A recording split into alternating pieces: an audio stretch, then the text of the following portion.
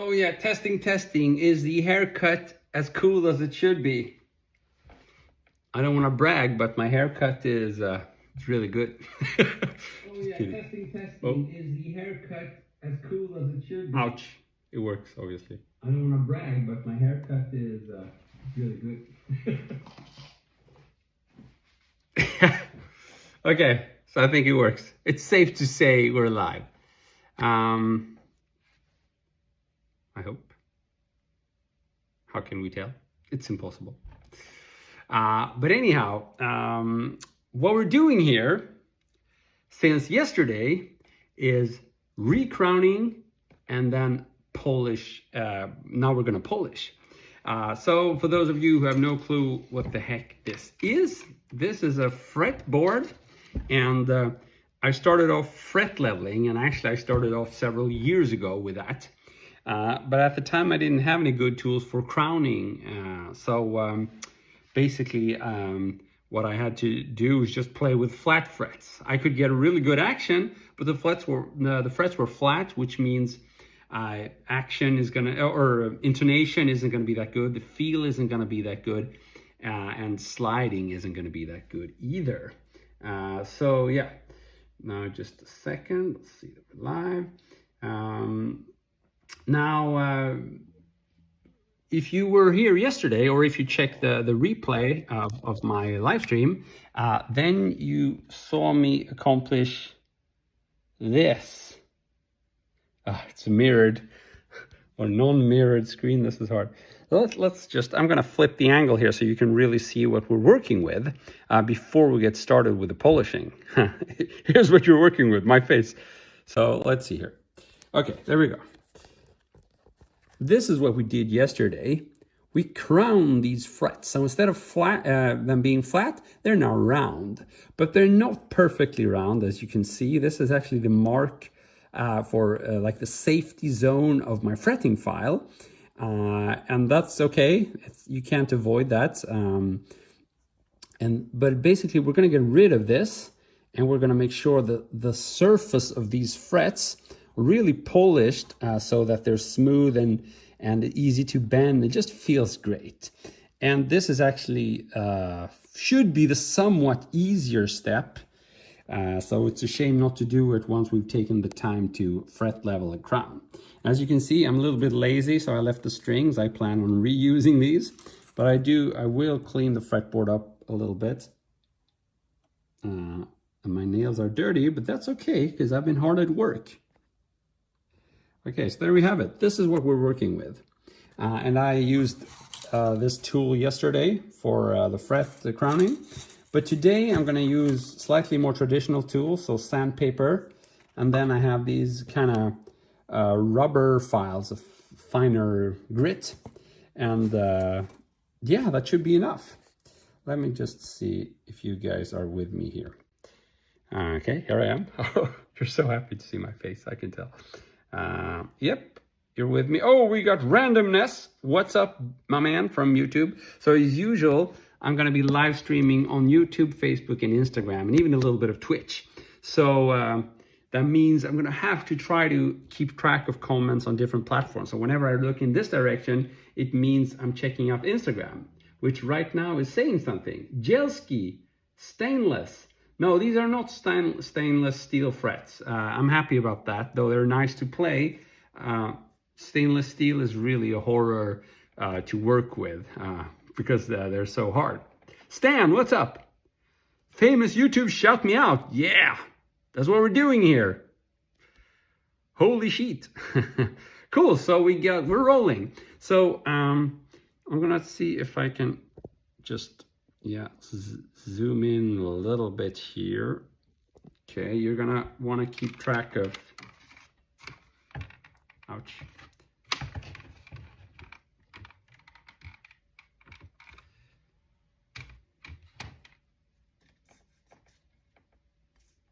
I think this might be better. So you want to keep track of the fretboard. Joe and Stan, everybody's here. That's awesome. Turkish instrument. Yeah, this is actually a lute guitar, what you're seeing here. So it's not a true oud or lute or whatever. It's a 6-string lute. And there you have some more Western instruments. Okay, so nice, we got Wemerson here. So we have a couple of tools which we're going to use here. This is to somewhat protect the fretboard. I'm working on my own guitar, and this guitar has been with me a while. I beat it up, so I'm not extremely concerned about an additional scratch, though I want to avoid it. Hey, musician, what's up? Oh, we got Chotzak from Facebook, Rizenko from Facebook, awesome. Bluey Healer from YouTube, awesome.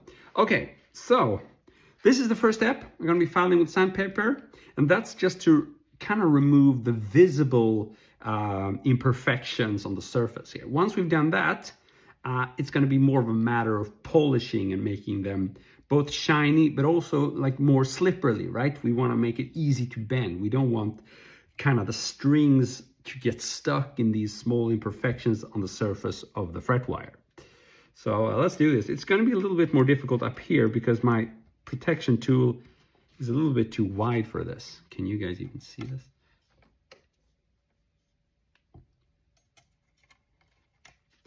Yeah, you won't be seeing that much here, I think.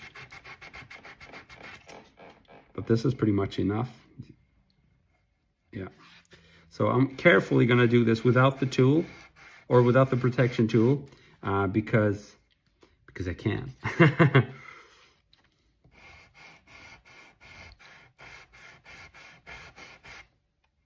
Checking all the time, and I can see it's much smoother already. John, what's up? You play bass, awesome. Watching in Korea, awesome, man. How are you doing, Joe? So actually, I can cheat a little bit, I guess. I'll try it. This is a pretty fine grit still, so I'm not overly concerned here. Yeah, the results are already great. I don't know if you can tell, but they're shining pretty well. Are you a person who repairs musical instruments? Joe, only my own. I would never charge anybody for this. But I have a lot of guitars, and it's just super handy if you... Oops, I'm drooling. That's how excited I am. You saw me drool. Yeah, I have a lot of guitars, and it's just super handy to be able to maintain them myself. Here's the drooling I did. That's how excited I am to fix this. Okay, yeah. So yeah, I'm very excited, as you can tell. I really want to get finished with the polishing job, because then I'll be able to play the guitar, and I know from experience that whenever I take the time to do this, it's just such a pleasure to play the instrument again. It's a bit like, well, it's a really cool upgrade.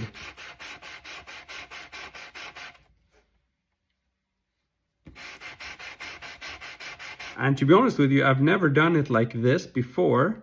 I've done it per fret, like that. But this seems to work fine, and I will be working on each fret individually in a while. Yeah, spit helps the frets. Oh, that's funny. At least you can see how genuine and honest this is. I'm actually very excited about this.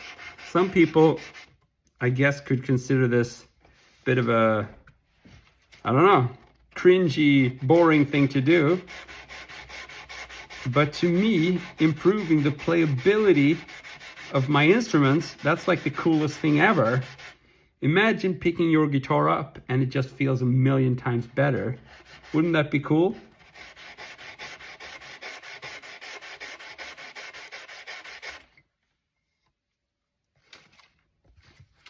So I might have to go through the frets again, because I'm kind of bulk doing them, and I haven't tried that before. But I figure as long as I'm not damaging the fretboard, it's fine to do this. I find that if I try to hone in on one fret, it's just a little bit easier for me to slip and damage the wood a bit. Again, this is my own instrument, and a little scratch here and there, I really don't mind it. I've been beating this thing up for 10 years.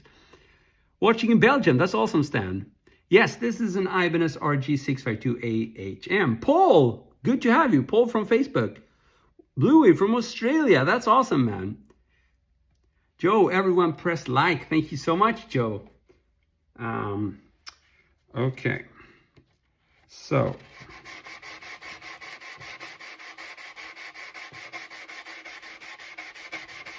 I think this is working pretty well. I mean, what could happen here possibly is that that when I go through and use the finer rubber grids, maybe I'm gonna have to go back and do a little bit of sandpapering, but that's not a big issue. I will be able to tell as soon as I start with the finer grids. I mean, if it doesn't shine throughout the whole fret wire, then you know that you need to go back to like a bigger grit. And I can of course target some frets individually if needed. Also, I'm mostly covering the top of the frets now, so maybe I'm gonna have to use this a little bit like this. This is how I've done it before. And this is more time consuming, but this allows me, I don't know if you can tell, yeah. This allows me to really go in on the side of each fret. So since I'm trying the cheating version for the first time now, the grits now, let's see. So I'm gonna place this tissue here on the guitar. I don't know if you can tell. There's some tissue.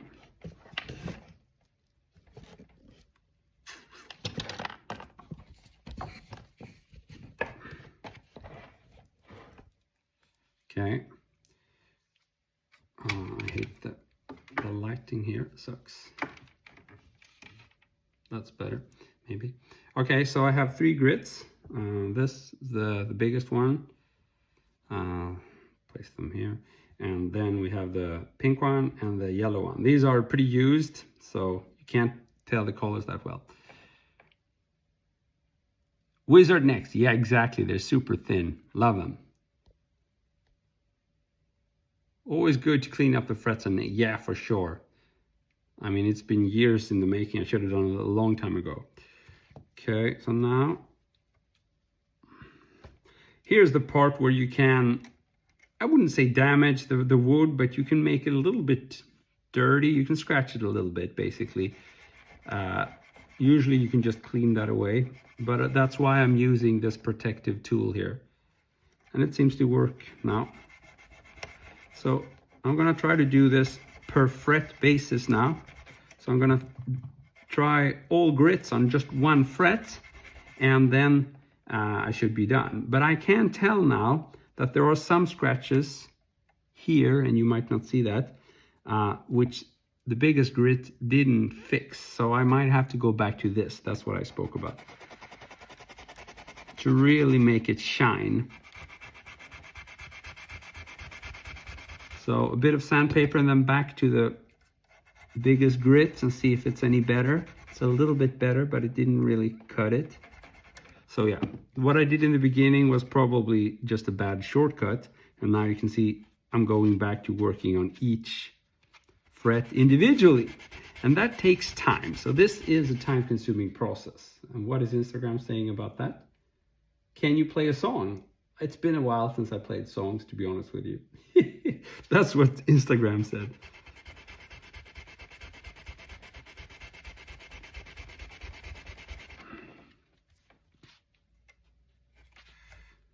Okay. So polishing takes time as well. It's not quite as physically demanding as the crowning part, which we did yesterday. Crowning, you're basically filing down metal aggressively. Here we're just polishing the metal. Okay, so that will do, I think. Now I can see that when using the thickest grit, or whatever you would call it here, it actually starts to look polished. So now I can go down to thinner grits and it should start to shine shortly. And the final grit, the yellow one. Yeah, the Fender amp you're seeing is a Fender Blues Junior. I love it. I love it so much. It just gets better every time I play it. I've had it for a little less than a year. I bought it when my Mesa Boogie amp, the one you're seeing, well, you're not seeing it, it's right beside there, when it kind of broke down and needed repair after 15 years. Woohoo! It's sliding nicely. Let me show you what I've done now.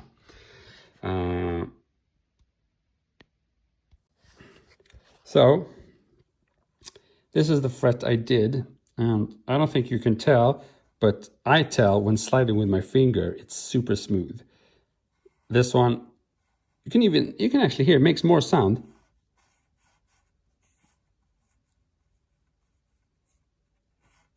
Yeah, it definitely has a rougher surface. So this is the one I just did. It's just so hard to show you. Maybe here. Yep.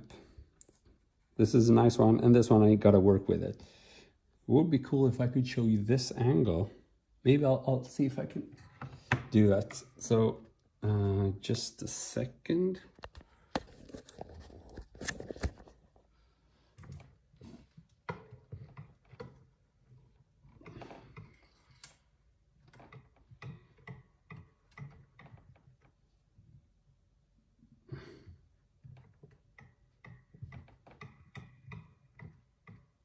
Let's see here. Okay, I'm trying a new angle now. Maybe this is cool. Yeah, here we go. It's good stuff.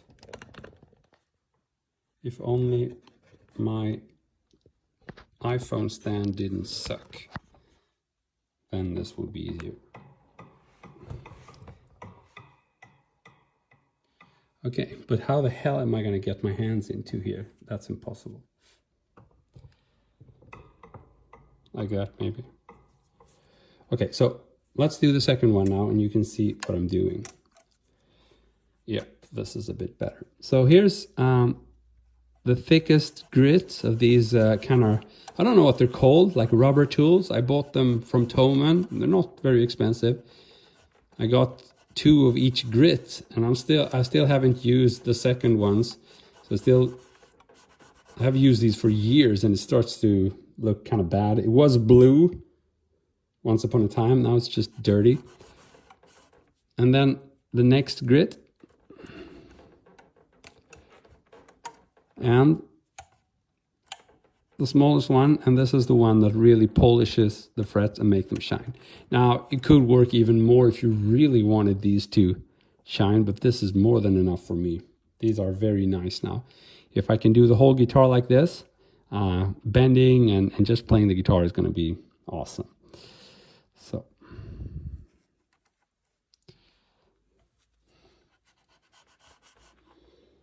it's not a bass, it's a guitar.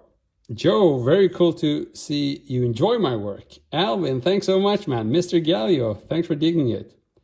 Go for the 1,000 likes. Thanks so much, man, for supporting me. It means the world. I've never polished frets or changed strings. Okay, not even changed strings. Maybe I should do a stream changing strings as well. You're down to 5 guitars. You had 13, yeah. Yeah, having many guitars can be annoying again because you're stuck in maintenance mode basically, or you have to just maintain them, otherwise they won't be playable anymore. But for me, since I actually work with creating content, having several different instruments, that's actually how I get my inspiration many times. So many times, you know, the shorts, that is probably the reason why you found my channel. These shorts, I have no clue what I'm going to explain. I just try to find a sound that inspires me, and then I sit down and play. And I also need a guitar that inspires me, so I have several guitars for that reason. And once I've found something inspiring, then I decide to share that with you. Okay, so here I found a rough spot. I'll just see if I can get some better light in here.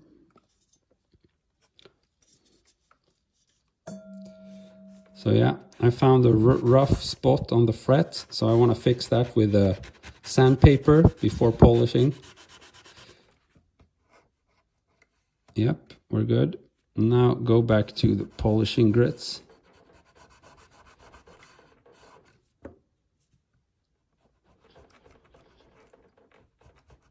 Nice.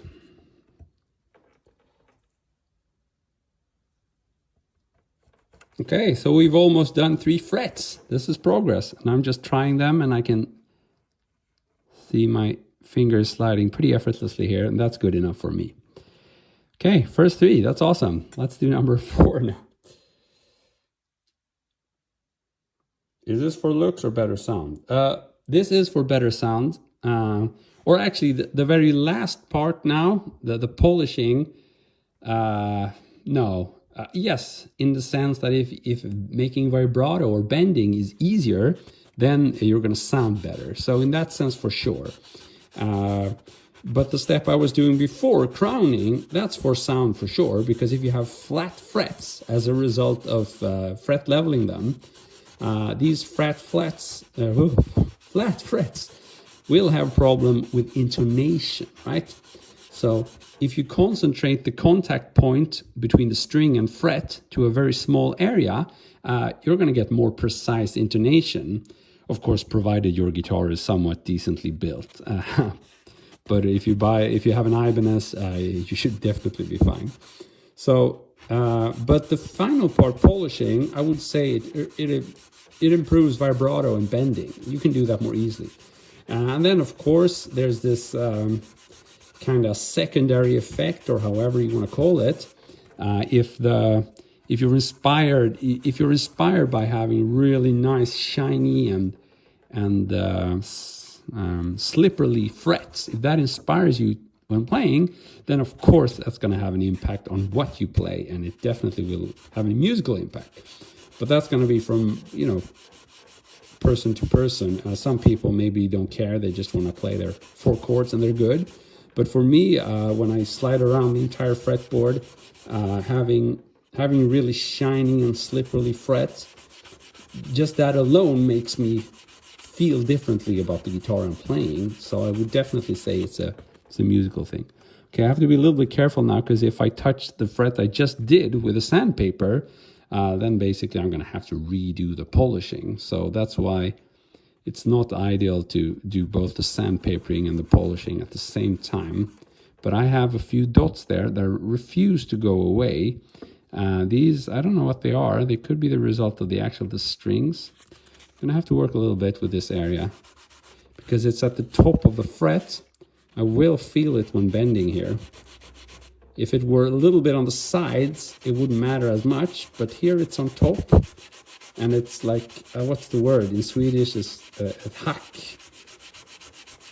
Do we have any Swedes here? Can translate? Basically, it's almost gone. It's like the strings have produced like a mark in the fret. And I'm trying to sandpaper in a way so that I'm not touching the fret I just polished, but I'm not sure I'm succeeding with that. So maybe I'll have to give it a super quick polish again. Come on now, be good. Freaking fret. Yeah, I think we're okay now. So let's polish it, see if we can still see those marks. They're there, but they're just millimeters. A little bit more and we should be good. So yeah, small frets, small marks in the fret wire there. And the polishing tools are too fine gritted to deal with a little, like a cut or whatever the word is, in the fret wire. So I really have to do this with sandpaper. Oh, we're so close, but they're still there. Damn it.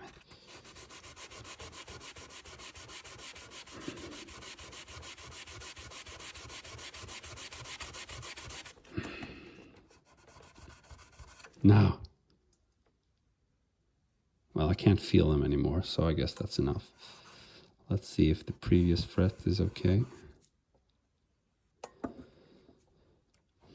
Okay, so finer grit now.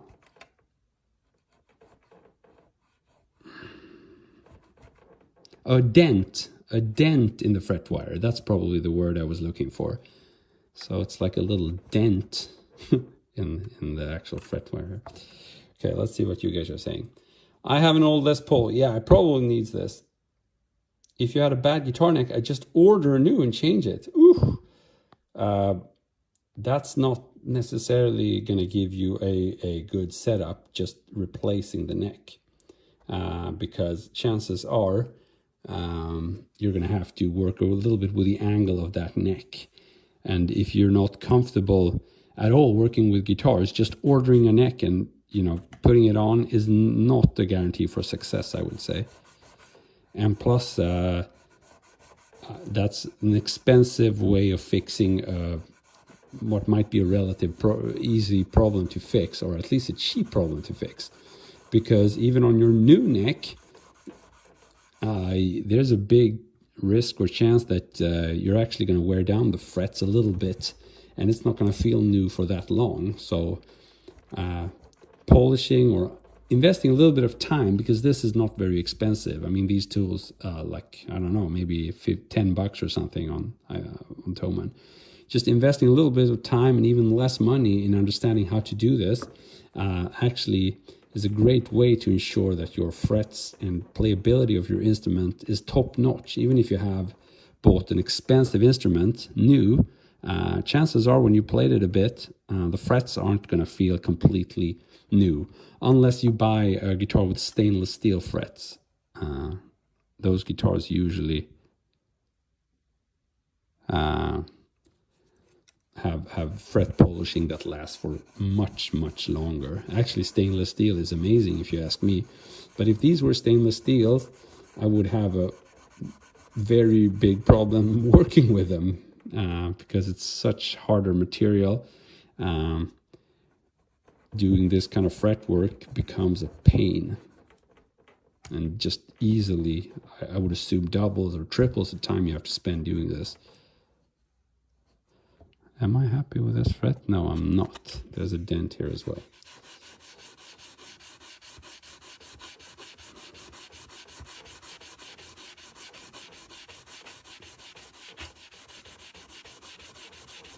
What is Instagram saying? Instagram is saying absolutely nothing. No. EDC, it's a pleasure to watch your work. My friend Luther, I'm watching from Santiago, Chile. And I'm also working in my workshop. Wow, man. Well, you probably know a lot more than me then. So please stick around and help me out. Because as I said, I've never done this professionally for anyone else but my own instruments. But I think that's good. Actually, I have a little confession to make. That sometimes I'm fortunate enough to have instruments that are sent to me, and they're usually pretty good. But I like doing just a small tweak to them, not because they need it always. Sometimes they do, but not always. But simply because that gives me a personal affection, a personal relation to that instrument in a way that I wouldn't get otherwise. It feels good now. So the point I'm trying to make is that to me, a guitar becomes more interesting if I work a little bit on it, if I make it a little bit more personal. I don't know if I can try to find a comparison. This is going to sound silly, but let's say you're looking for a road buddy to travel with you. and you found someone and you don't know that person, and it's going to feel very differently than bringing your friend who you know from before, right? It's a silly comparison, but I don't know.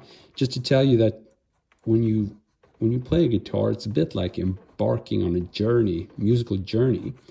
And if you had the time to kind of work with that guitar before you venture off, it's a better feeling. Okay, I have a few dents here as well. I'm going to have to go back to sandpapering.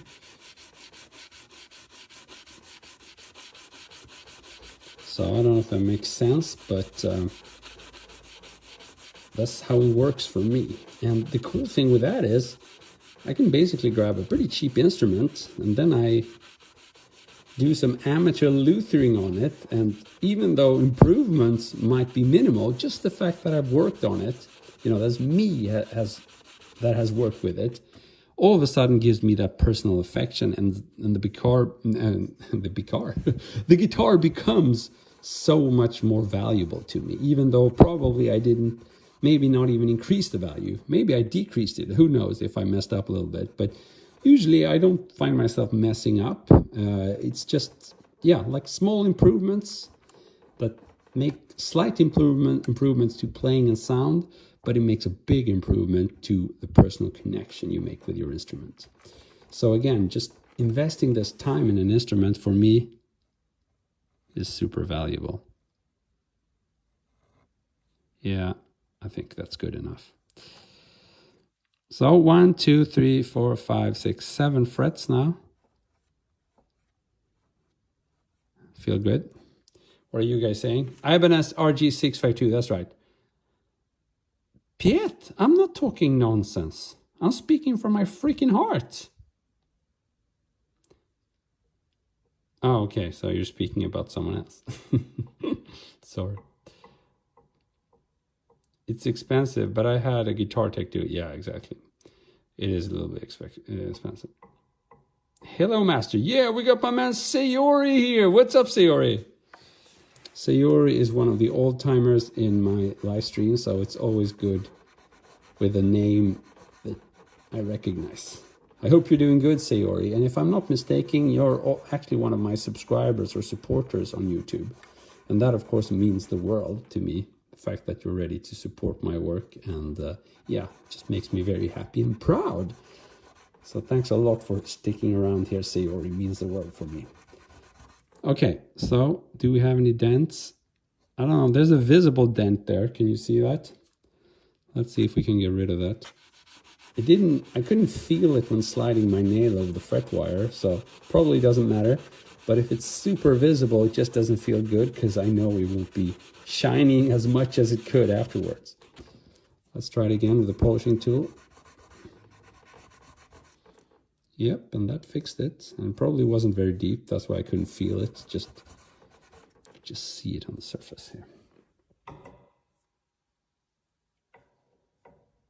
So that's how you make your action so low. The guitar guy on Instagram, that's a good question. Oh, your uncle is Christian Vidal. He is your friend. Yes, Christian Vidal. He actually produced some lessons for GMC. Good to see you, Arthur. Haha, that's awesome. So someone asked about action. And yes, this is a part of getting good action, but it's actually not what gives you the ultimate good action. Good action is, of course, you need to start with an instrument that is somewhat well pieced together, or at least pieced together.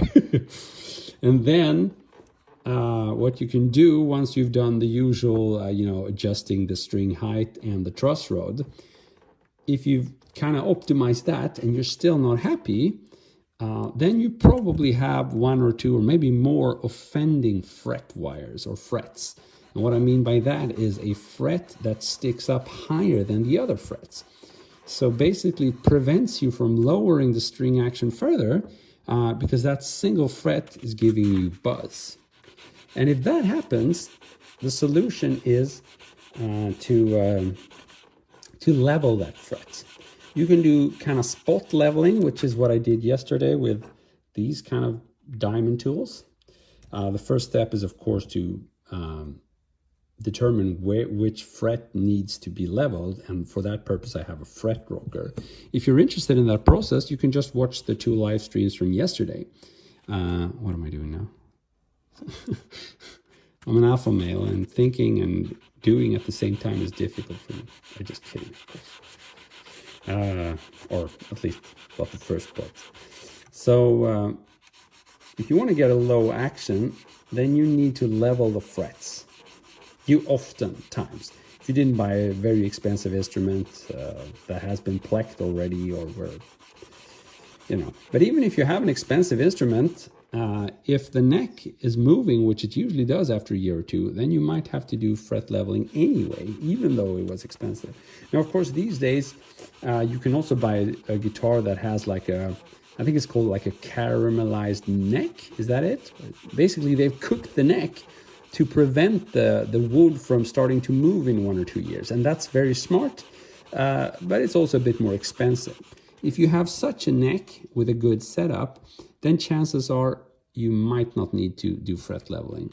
But in most other cases, fret leveling is going to be a necessity after a couple of years if you want to keep the string action very low.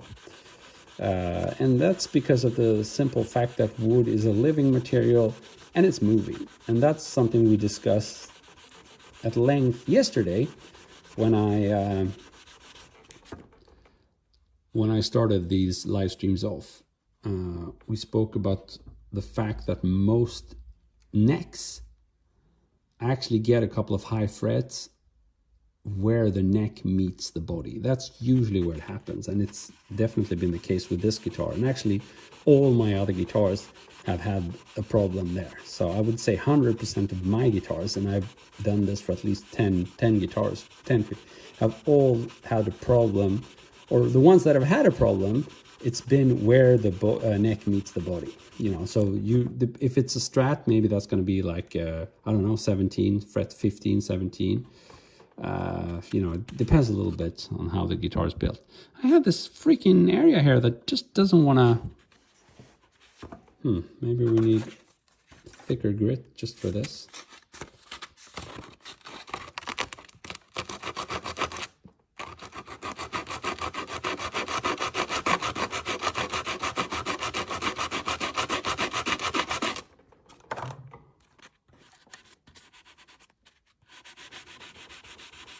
So I had an area there that just didn't want to get smooth or polished. But it worked. I went up a bit, and grabbed some really thick grit there, and now it seems better.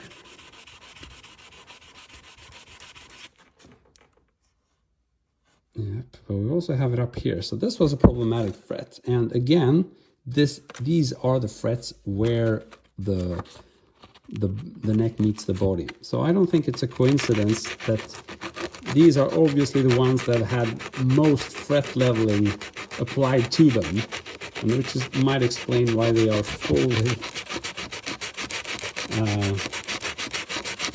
dents and marks from the fret leveling.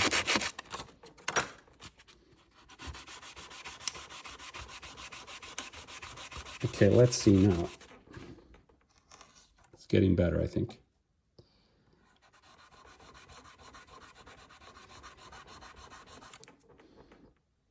Oh yeah, it's better for sure, but is it good enough?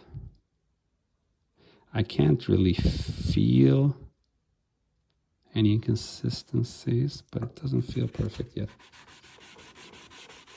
It doesn't look perfect yet, though I don't think I could feel anything. This was a tricky fret.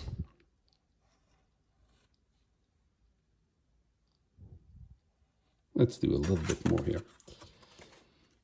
Hybris, tits. You want to see my tits? Isn't that a little bit off topic? Do you ever do truss rod adjustments? Oh, yes, for sure. Truss rod is the first thing you try, especially if you detect that there's been a movement in the relief or whatever you call it. The more distortion, you won't hear the buzz. That's true, that's true. But sometimes I like playing clean. You like the color. How easy was it to replace the bridge? Depends what kind of bridge. If it's like a floating bridge, it could be trickier, and especially if you want it to be in tune afterwards. That's actually one of the things I'm not 100% confident about myself. So yeah, I'm not completely happy with this fret. I'm gonna have to go back and do some more sandpapering here.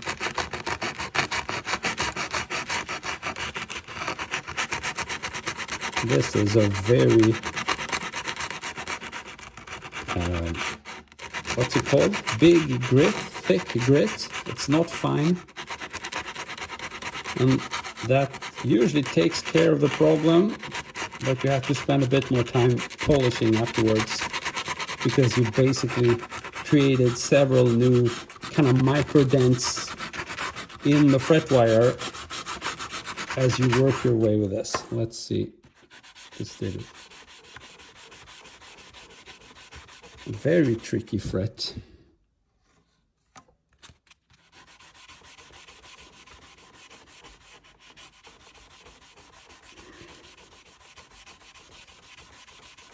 Whew, this is tiring.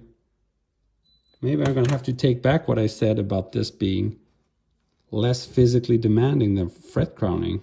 I mean, look, there's a dent still. Still a freaking dent there. Oh man. Come on. I mean, this dent is on the side, so it probably will not affect the playing feel, but it will affect the fret's ability to shine, which pisses me off a little bit. How much am I gonna have to work on this freaking fret? If I charge for this, I guess this fret alone would cost would cost $40 or something. I don't know. I'm very happy I'm not charging myself for this. That's a really messed up thing to say, by the way. But hey, I can say whatever the freaking I want. It's my stream. I can be as silly as I want. And the worst thing that's going to happen is that everybody leaves. But I'm still going to get a shiny frets at the end of it. So I'll be okay.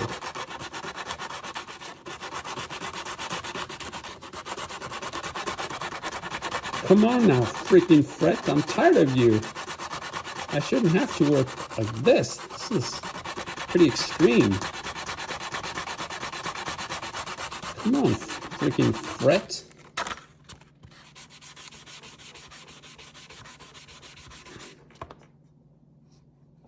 Oh, yeah, it's better now. I mean, these dents, I can't feel them, but I still can see them. So if I do this, do they disappear?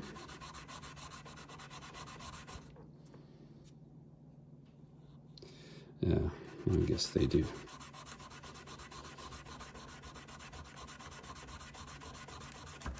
Oh, it starts to shine now. Yeah, this will do. This is okay now, I think. Might not be the shiniest fret, but it will do for now.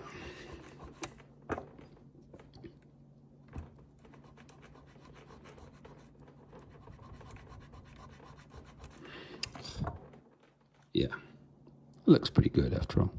I think this is okay. Whew. You can see how hard I worked on this one. You can see the difference there. What can I say? Man. Oh, it looks like I did polish the wood a little bit there. Did I do that? No, it's okay. Just think it's the dirt. I think we're okay. Okay, let's see the next one.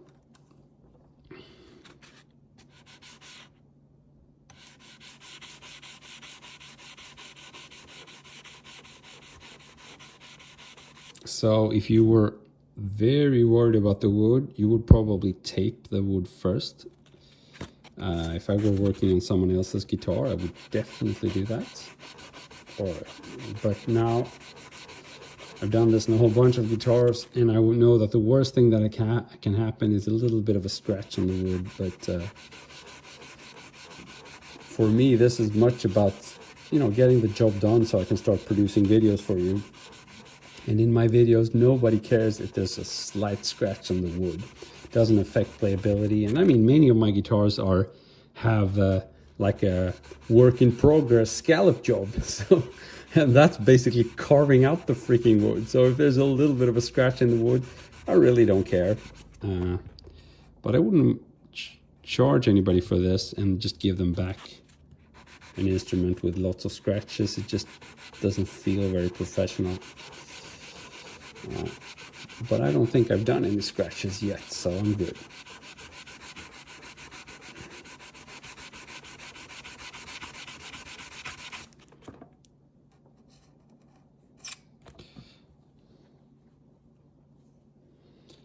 Painter tape, yeah, exactly. Could tape this. Spencer, good to see you here. Prince, good to see you. A scratchy guitar has a vintage look for sure. Oh, Prince is a fan of my blues lick. Thank you so much, man. Do like Kurt Cobain, just smash the Strats. Well, that's a bit extreme. First polish your frets and then smash your Strats. I like it. Why not? It's rock and roll. If you have a lot of money to spend, I guess you could do that. I like my Strats working though, so I don't think I would do that.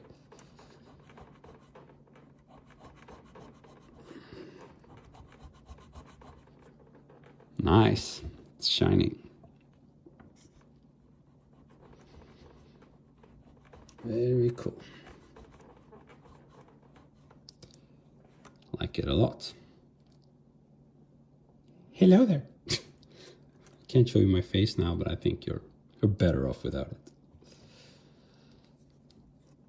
So again, I think the worst frets are the ones in this area. It's just going to get easier after this, because this is where I applied most fret leveling.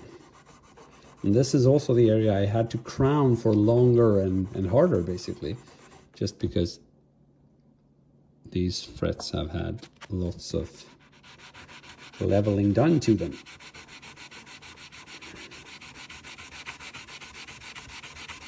Come on now. Had a few dents there I want to get rid of. See if that did it. Yep, it did it for sure.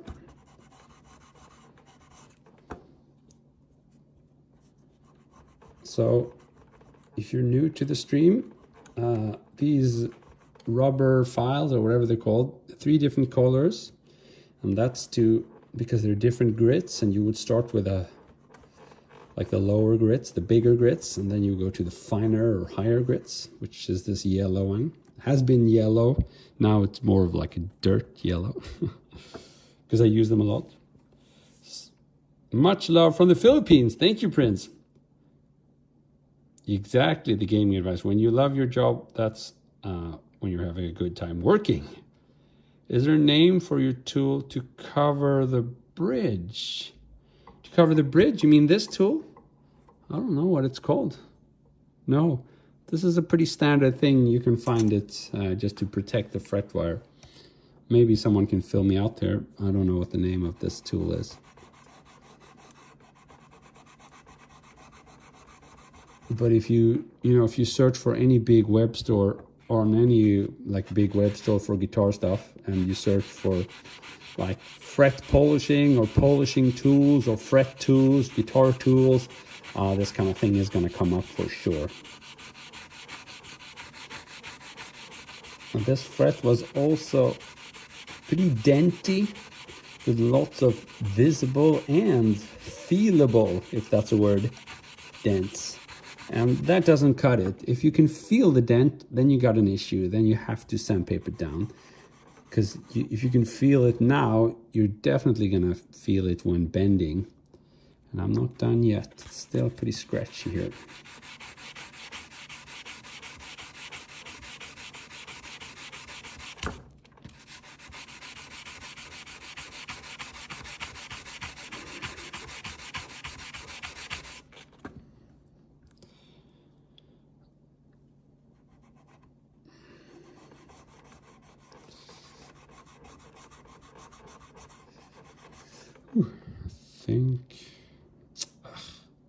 A little bit. I can see it, but I can't feel it.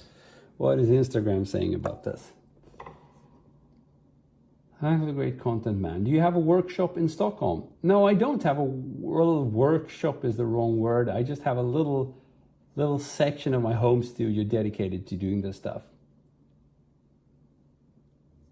So no workshop, but I do it for my own guitar. Yeah, that single fret sticking out is a real pain. Yeah, one is enough to mess things up, for sure.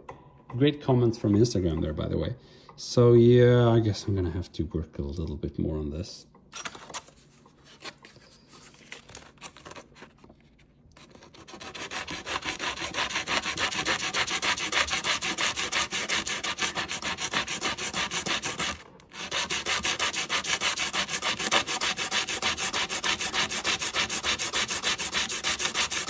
So after this, you have lots of new dents, but these are easy to get rid of. I hope the deep ones will disappear after the super grainy grit there. Oh, come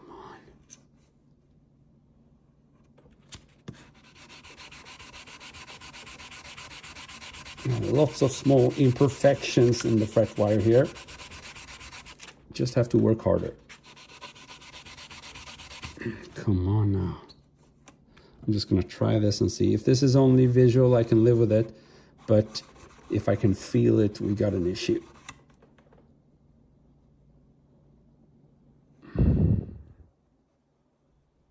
Yeah, I can't feel it at all. I don't know why I can see it, but I can't feel it. So I'm good. After all, I do want to have some time to play this freaking instrument as well.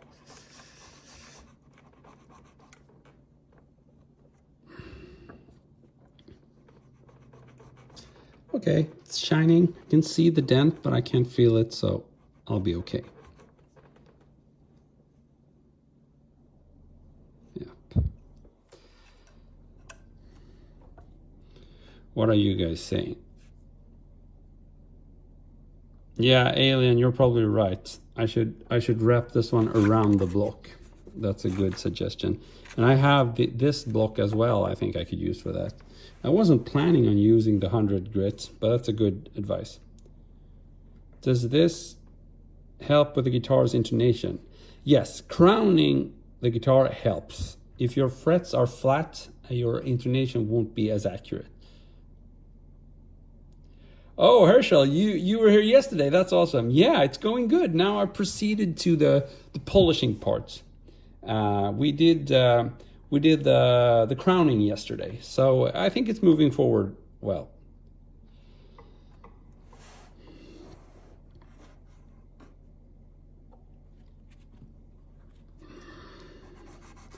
But I have to confess, I did expect it to be a little bit easier. I didn't realize, I think, how much I've been fret leveling this part of the guitar.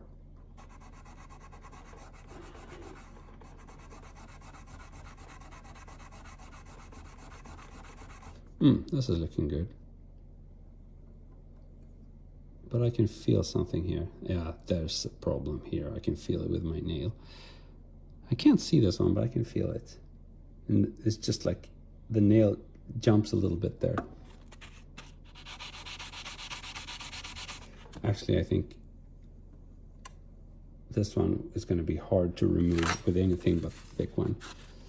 So should I try your advice? It's just hard to do with one hand, I think.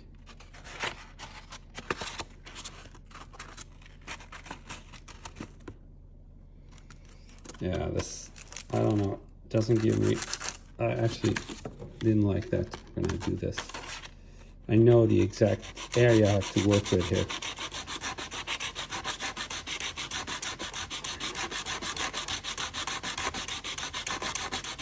And also a little bit back here.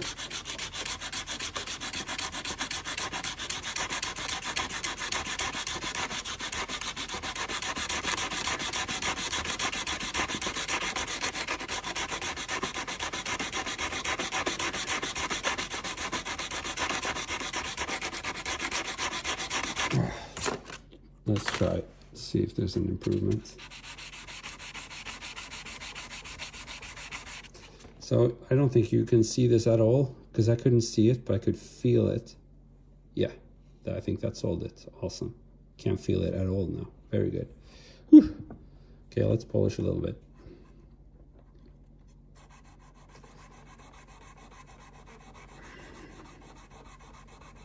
Ooh, looking good now.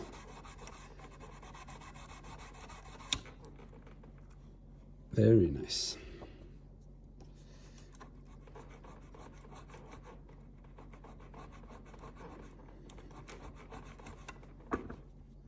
And last grit here should be good.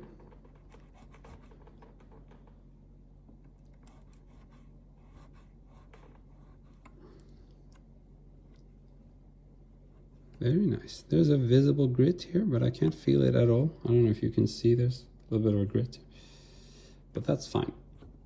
You know, the more time consuming this gets, the more I'm kind of lowering the bar for the end results. Again, but I can do that because it's my own guitar, and it's just, if I feel like this should be a quicker job, the only one suffering from it is going to be me, so I don't mind quickening it a little bit.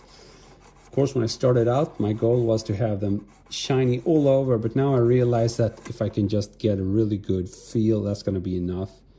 They don't have to shine throughout the whole arc, or whatever the word is.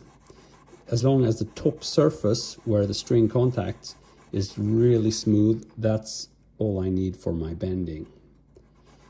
And I guess if I wanted to, I could polish a bit more at some later occasion, but now I really feel like getting this job done so I can play the instrument. Nice.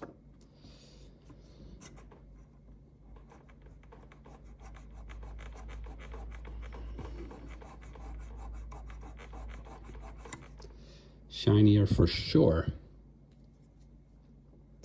And again, using my 3 grits here of these rubber files, for lack of the correct term. Oh, this is nice. And it shines and it slides. That's important as well. What's the guitar you're working on? So I'm working on an Ibanez RG652A HM. So this is a Japanese RG. How did the fret crowning do? The fret crowning did well. It turned the frets round instead of flat. So all I need to do now is polish them and I'm good to go. Yeah, it's me again. A truck speeds towards me. Good to see you again, man. Thank you, Brody, for being around. What is Instagram saying? It's good to rest my fingers. Do you know how to change strings on Floyd Rose? I do, yes. It's not the topic of the day, though, unfortunately. But I do get a lot of questions about just changing strings. So it would make sense for me to just do a live stream on that. Why not? It would be a shorter live stream, but useful. Of course, I'm really not the best one to teach that stuff. I just do what's enough for me for my playing purposes. And of course, if you have a double locking tremolo like this one, you can't do wrong. It's a little bit more sensitive if it's like a regular guitar without locking tuners or locking tremolo. Then you can mess up a little bit more. I mean, you won't damage anything, but basically you could mess up the guitar's intonation, or sorry, the tuning when bending, not the intonation. Okay, there's some inconsistencies here. Again, you can't really see them, but I could feel them. So let's try to fix them.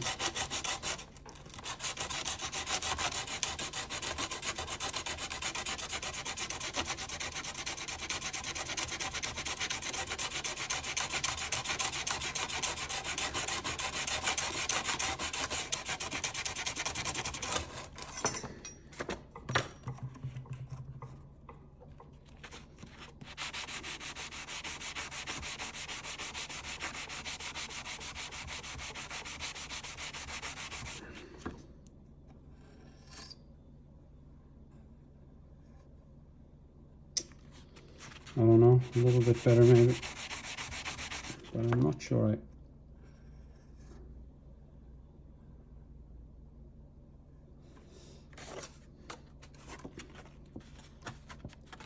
Okay, so it's specifically this region.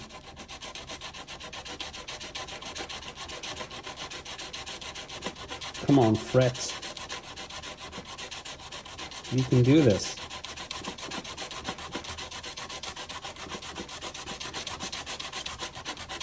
Or actually, I can do this and you can, what's the word? Subdue. Is that a word? Subdue to my filing strength. Oh, come on, fret sucker. So we've done more than half of the frets now, because I'm at fret 11 or something. I don't know. Not perfect yet. What's this? Can you even see that?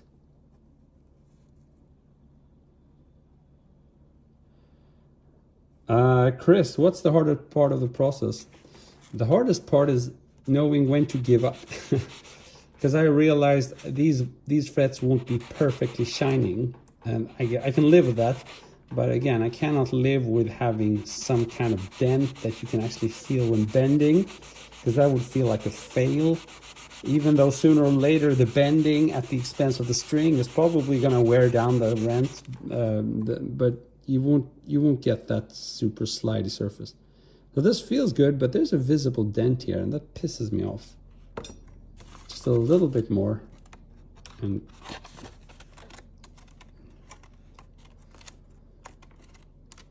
Come on.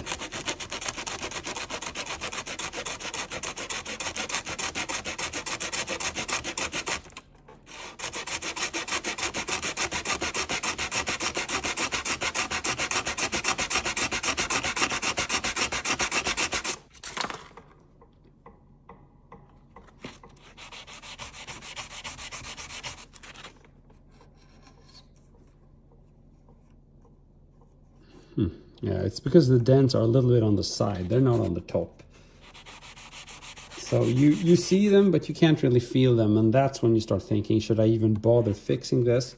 Because it has no impact on bending. It just doesn't look as shiny as it could. So that's why I've done a few compromises now, so it won't be perfectly shining, but it's going to be good enough for my playing needs.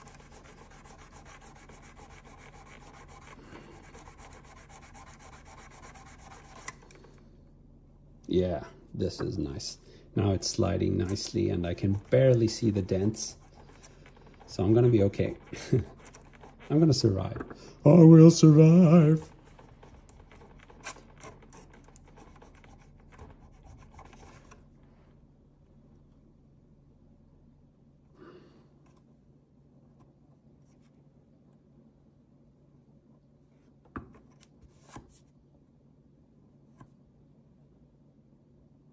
Yeah, feels good.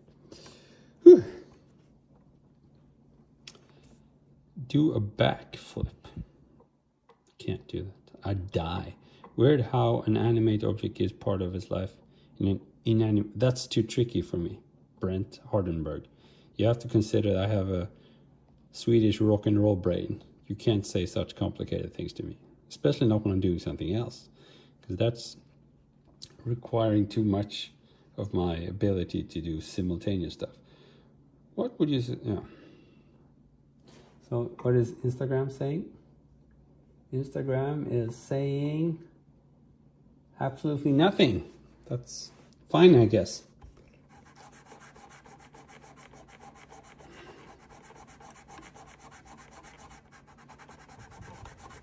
Okay.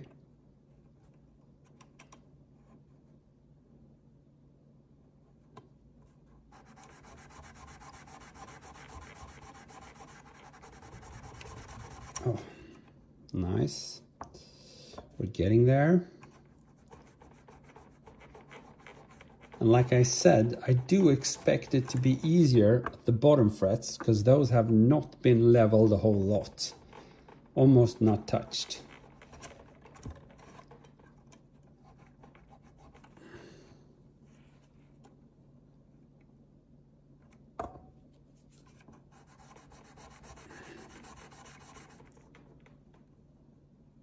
So if you're wondering what I'm doing with my finger there, I'm just trying to feel if there are any inconsistencies on the top of the fret wire. Because if there are, the string will be caught in those inconsistencies when I'm bending. And I don't want that. Oh, and you can barely see what I'm doing now, so let's move this one.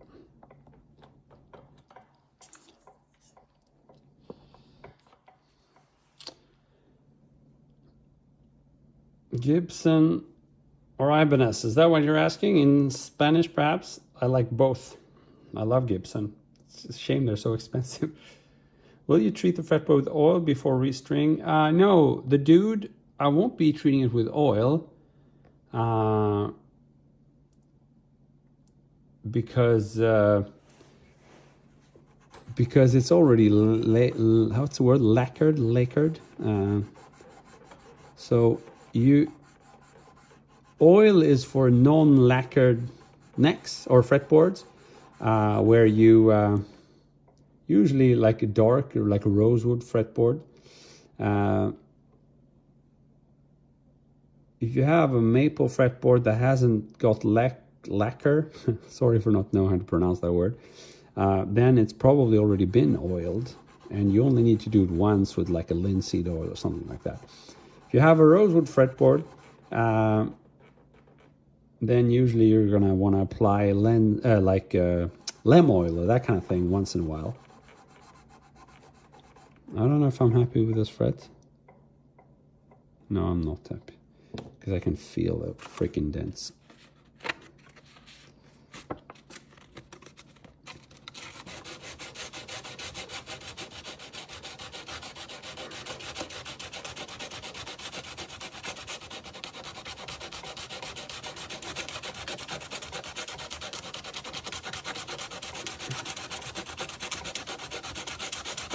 Now you fret wire, you're gonna subdue to my filing powers.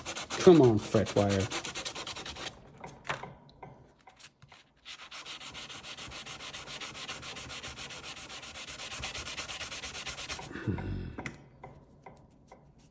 Now a little bit of polishing and I'll try it again and see if I can still feel.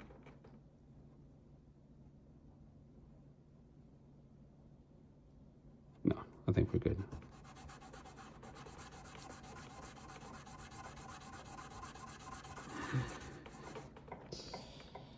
Found some kits with several grits. What are your main grits? Paper and rubber blocks. I think this is like 300. It doesn't tell, but 300, this is like 100. And then we have the blocks that I'm using now. I bought them in a kit, and these are the unused ones. There were 2 of each. So it's from Thoma in Germany. So this is 150, the blue one.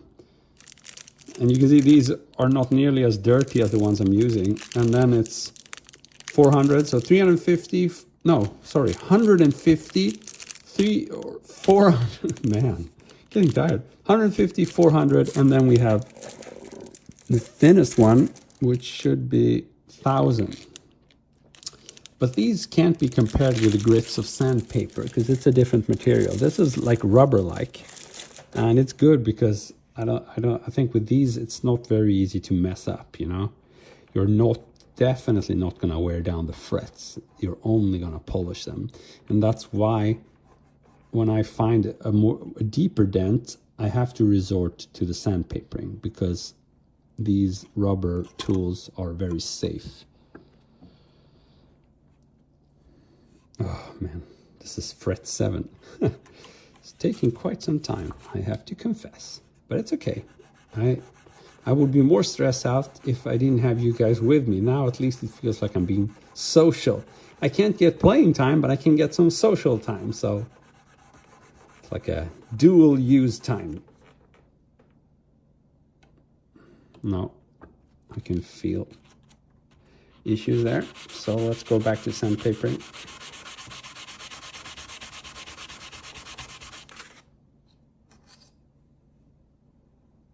Yep, better.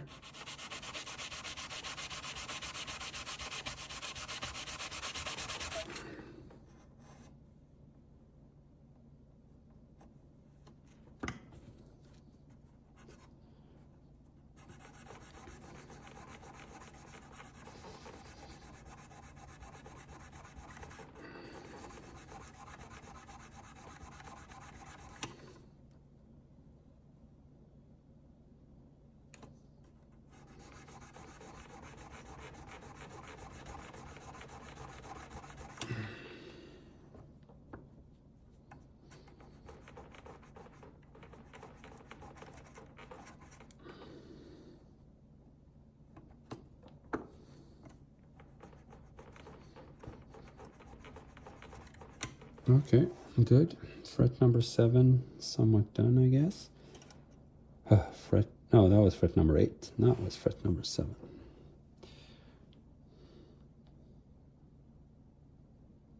Oh, and you want to help him with the guitars. That's awesome. Yeah, well, like I said, I got these from Thomann. So if you're in Europe, Thomann is a place to find them. There's this famous American, what's it called? Mac something. Not Fleetwood Mac. But lots of course, I think there are tons of web stores where you can get these. You probably can get them in your famous Guitar Center stores. We don't have any of these, but supposedly they're very big and have lots of stuff, so should have some tools for that.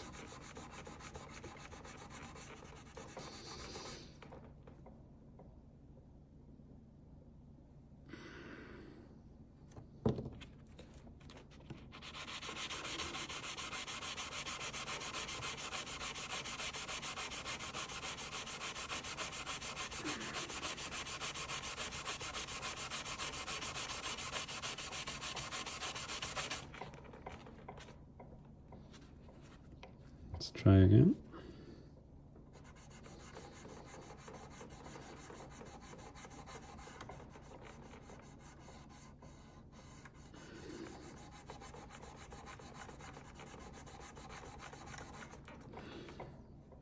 Oh yeah, feels good.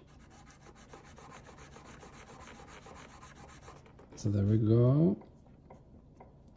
Next grit.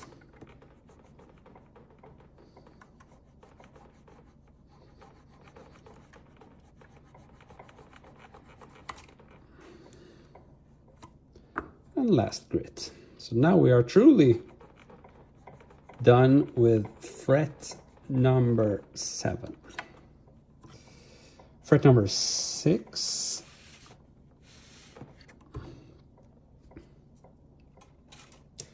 We're getting there slowly but surely. Hey Daryl, what's up, my man? Is it enough to use a steel wool to wipe off hard grime on a jet tuba fretboard? There was one guitar I tried it out, but I did see a bit of a visible scratches even with lemon oil. I would not recommend you use steel wool on the wood. That's going to give you scratches. Steel wool on the frets might work, but I can't guarantee that either. So I'd be a little bit careful with steel wool on the wood for sure. I'd be very careful with that. Frets, maybe, I don't know. I have never used it. I've only used these.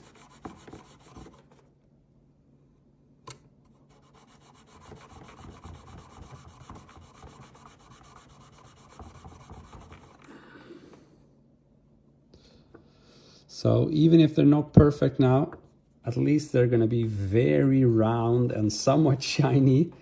And it's going to be a big improvement to what we had when we started out yesterday. And again, if you just joined, you can actually see the whole process of me doing this. In the first video yesterday, I started doing a little bit of fret leveling, just spot leveling. So a few offending frets. And then I proceeded to actual crowning. And now doing this final bit of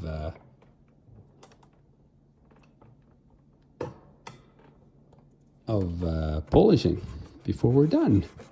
And man, I'm actually went to fret number 4, so I'm starting to feel good about this. Very good about this. I know that probably in 20 or 30 minutes or so, this guitar will be playable and, well, I guess tryable. We can try it out. It's going to feel great.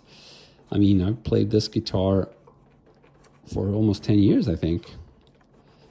I've loved this guitar from time to time. Sometimes I don't want to play it at all because it's a very, very special instrument. It's this kind of super flat neck, 80s kind of guitar, but with a few modern twists and with low output pickups. So it's special. It only kind of works when I'm in the mood for Ibanez, in the mood for RGs. Now, I did have an RG before this one where I thought that it was a good idea to put in active EMGs in it. And I realized I hate that sound for anything but a few like riffing applications. So then I sold it quickly, and but then I started missing the feel of an RG. And then I realized, yeah, I do need an RG, but I don't need an RG with high output pickups. So I got this RG, and it did come with some pretty cool DiMarzios, but they were a tad loud for my taste. So I ended up putting Bare Knuckle Stormy Monday, which is their take on like a classic PAF sound. And they do sound lovely. They have that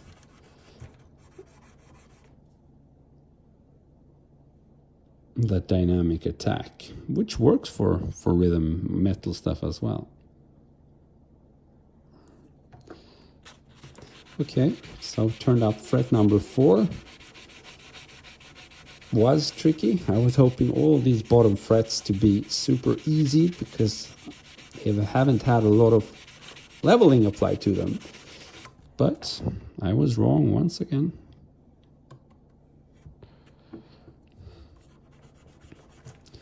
I figured that the more I'm wrong, the better I get. I don't know if that's true, but when you realize you're wrong about something, now this might not be a good example, but in general, when you realize you've been wrong about something, that's where you have your opportunity to progress and get better. So guys and girls, don't be afraid of admitting mistakes and being wrong.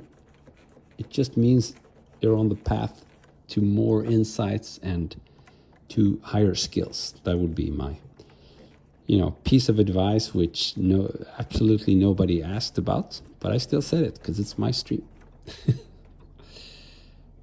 Oh, the power. Yeah, so there are some visible scratches there, but I think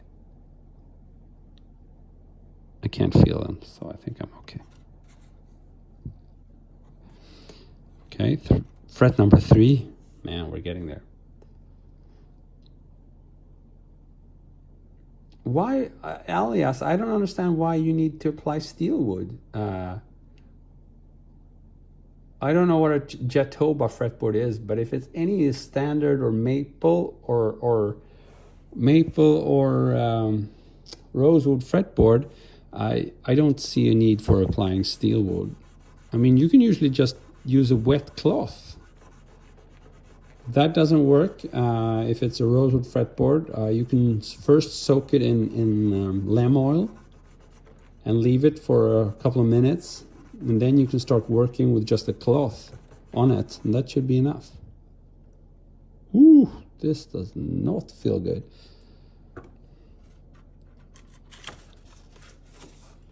Lots of feelable dents there.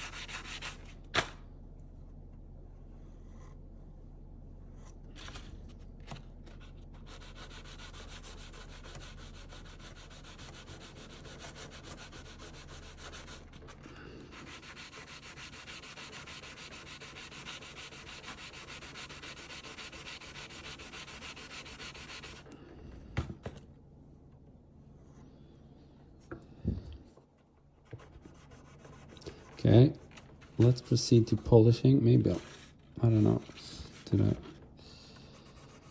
Yeah. So there's a visible dent there, but I'm not feeling anything now. So I think I'm going to be okay.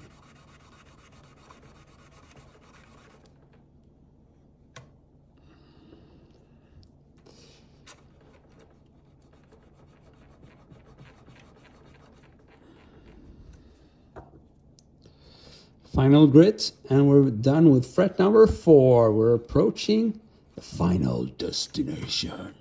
Oh yeah, baby.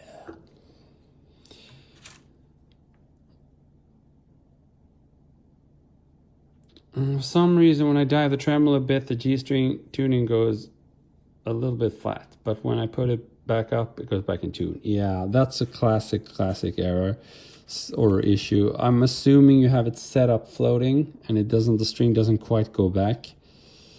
That kind of stuff can be tricky to troubleshoot, but Ibanez, I think they've done a pretty good job at helping you out with that, because they have a mark usually on the tremolo that tells you when it's totally parallel to the body.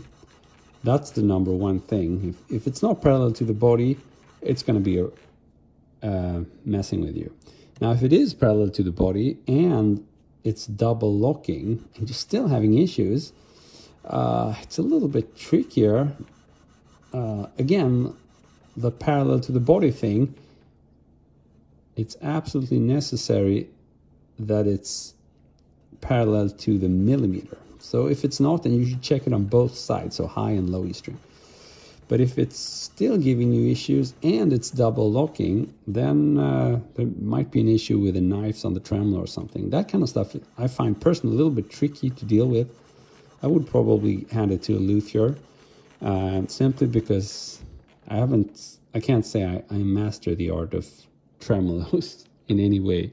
I would have to do quite a bit of research myself in order to feel comfortable. Tremolos are a little bit tricky. So sometimes I just feel they're not worth the hassle when they don't work, because you really have to use them a lot to motivate them. And on this guitar, is usually the guitar I use for recording those crazy shorts with whammy harmonics and just really high pitch whammy work. So it's worth it. And I can also use it for like some nice like chorus effect chords and stuff like that, but no chorus used, just the tremolo. Ooh, nice. Very good. Can you believe it, my good people? We're finally at the final fret. Means our journey is almost over.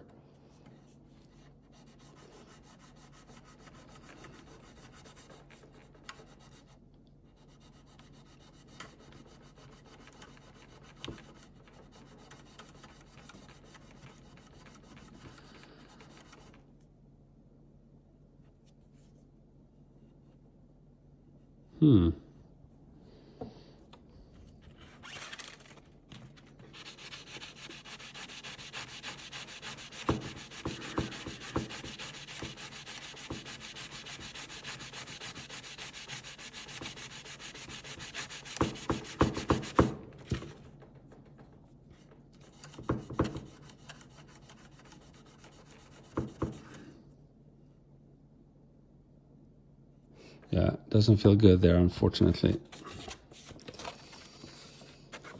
And that's a fret you use quite a bit, I guess, for playing chords, stuff like that. Well, you might not be bending a lot from there, but it's still, if the first fret doesn't feel good, I mean, that's a bummer to me. It has to feel totally slippery. Preferably also shine, but again, if shine is not perfect, I can live with that, but I want the feel to be good.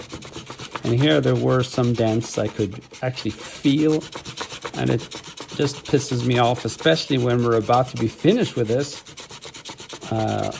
You really don't want to take any shortcuts when you're almost done. So yeah,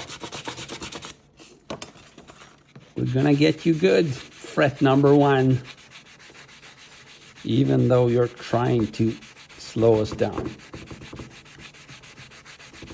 Or you're managing to slow us down, but you're not going to win. We will win. Sooner or later.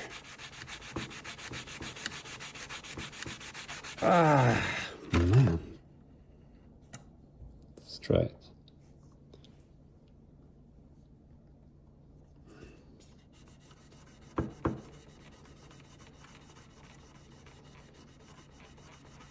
So again, last fret now. Can't believe we're almost done.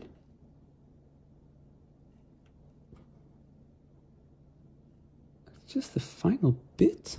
Why does it feel so rough?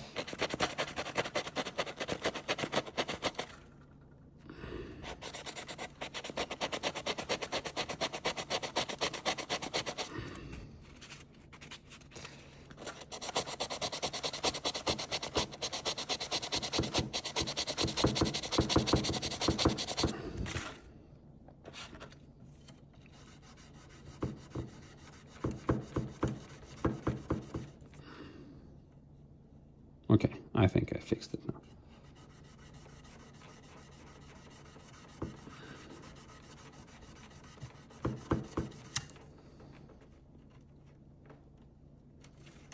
Freaking strings going in between. It's lazy me. I didn't take off the strings. I'm always in a rush to get started, which is kind of silly, but it worked well. Maybe up to this point, because I suspect maybe the strings are what's giving me problem here on fret number 1, because they're a little bit hard to get out of the way, but I think we're good now. Yeah, we're done. Yeah, we're done. So what is Instagram saying about that? Absolutely nothing. But we are done now. Now we just have to clean this one up. And yeah, should be good. Whew. So what do I clean it with? I'm gonna start with just some wet paper, because there's a little bit of metal dust here.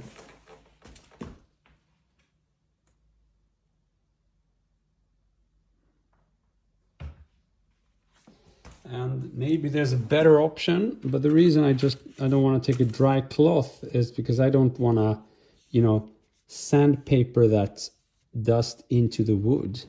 I'd rather have it just stick on my wet paper here. And well, I'm not sure how effective this is, to be honest.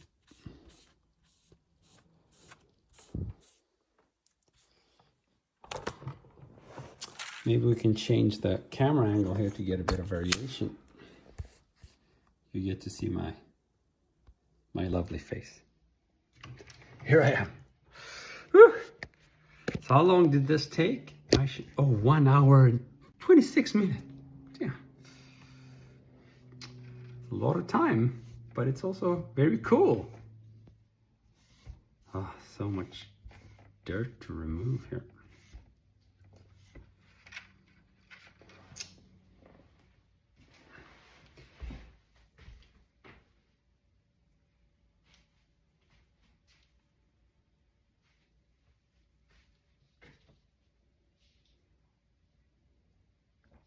Sorry guys, I just have to get myself some more wet paper here to try to finish this job.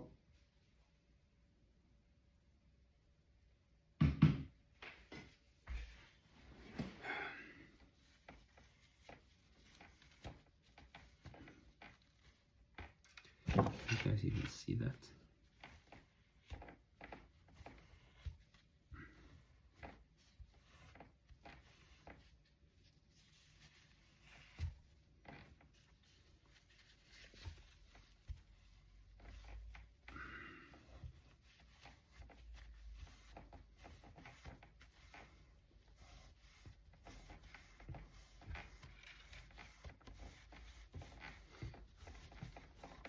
A little bit dirty here.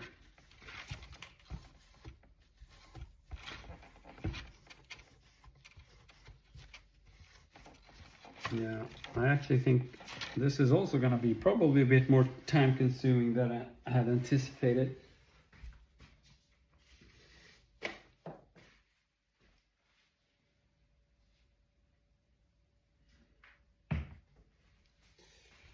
Just remove some of that metal dust from the body.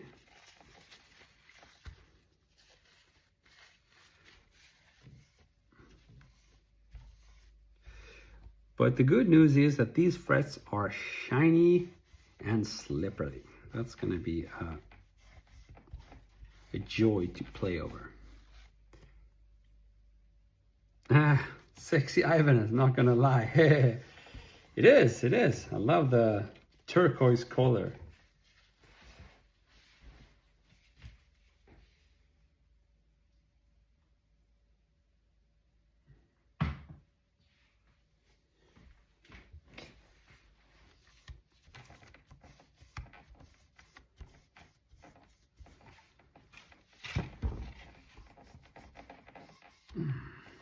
So I just want to be a little bit careful as long as there is some metal dust.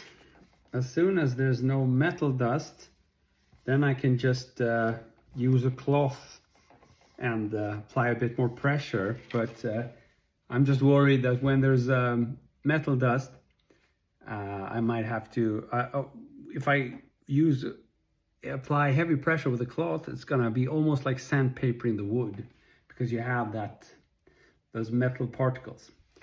Also, does that tell it from the background? It does. It's scalloped. If you want to see this tail in action, just check the most popular shorts. If you sort my shorts by popularity, that guitar is featured quite a bit, and it's partly because it's one of my favorite instruments. I play it a lot. That's also why it's standing there, because I just played it.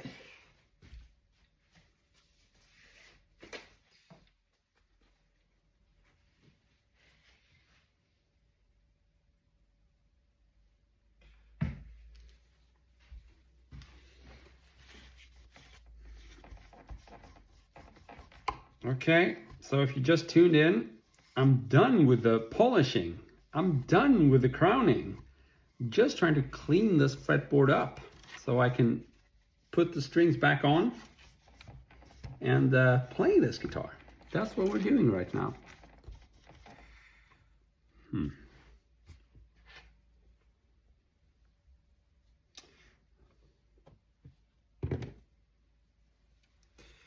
Gotta have the sawdust in the blood. Isn't that like a Mark Knopfler tune?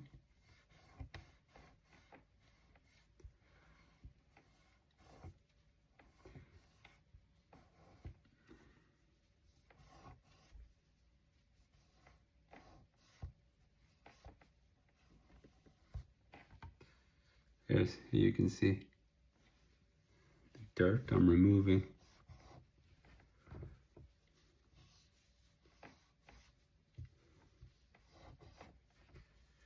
Gonna have the sawdust in the blood. Yeah, so this is a very time-consuming activity, of course, especially if you're an amateur like me. Again, I only do this on my own instrument, so I don't get that much practice. And I'd rather be, you know, safe than sorry, so I take my time.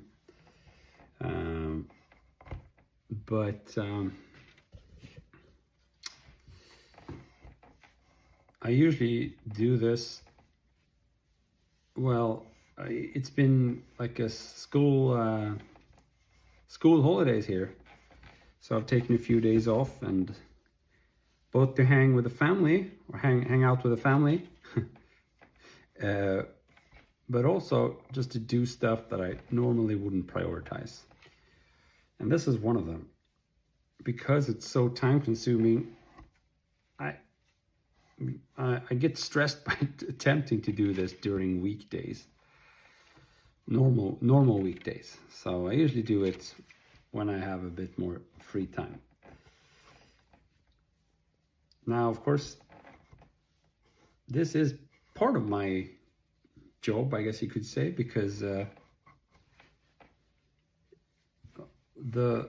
better my guitars are set up, I find that the more inspired I am to play them, and the more inspired I am to play them, the better content I produce. And since I am a content producer, eventually, you could argue that further down the line, this kind of work does impact my actual income and the performance of the work I do. So yeah, okay. We're getting there now, but it's still a little bit dirty, so I'm gonna have to scratch, I think, now with a wet cloth and see if I can get it better.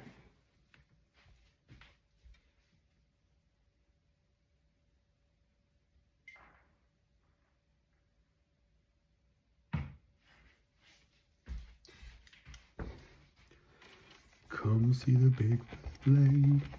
Yeah, that does it. It's hard work.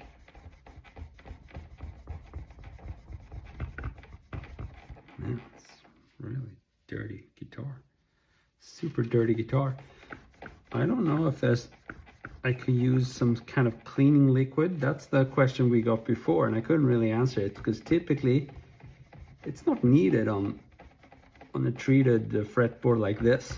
But now I have had all this dust making it dirty, which makes it a little bit harder to clean.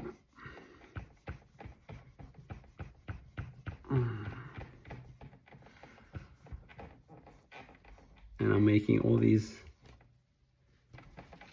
uncle noises, for lack of a better word. You find yourself, the older you get, the more you start making noises when you're making a physical effort. It's like, I guess it's inevitable, but it's funny when you can hear them even when doing guitar maintenance. I guess we're approaching the good enough point here. Still a little tad too dirty for my taste.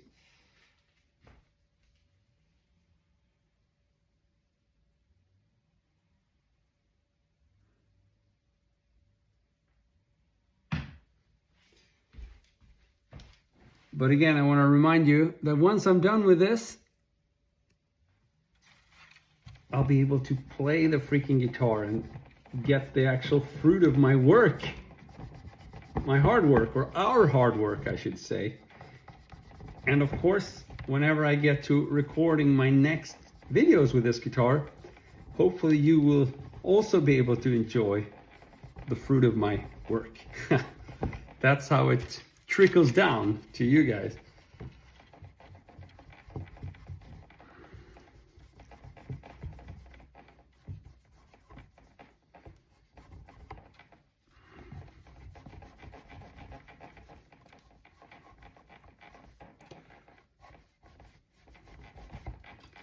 Yeah, it's looking much better now. So whenever I go away, that's just because I need to apply some water on this cloth.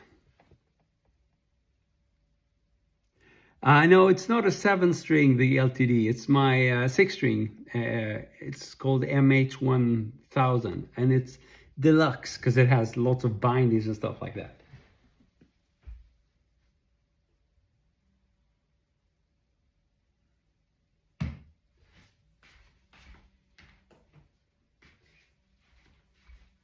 Here you can see maybe a bit.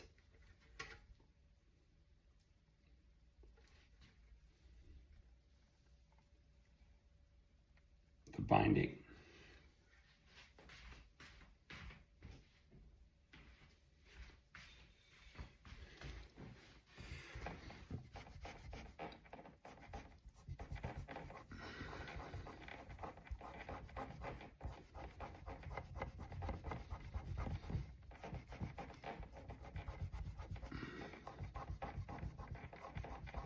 Wow, it's looking so good now.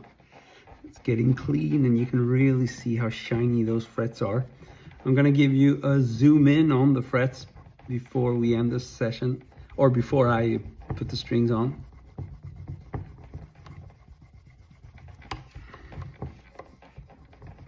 Come see the princess lady. Oh, I got that. Can't get that Mark Knopfler tune out of my head. I think this must be from his like his solo albums, the Shangri-La album. I used to listen quite a bit to that album, like you would have like soft jazz instrumental background music. I had that Mark Knopfler album because it was really soft with great tunes, but not too aggressive and no real high gain and that kind of thing. Great for just a tasty background music. Should revisit it. I do revisit it at times when I wanna. I actually practice quite a bit over like famous records. I can't do that in my live streams. Typically I'll use a backing track of my own, but when practicing I find it pretty cool, depending on what I want to practice. Maybe I'm going to be working with a clean tone, doing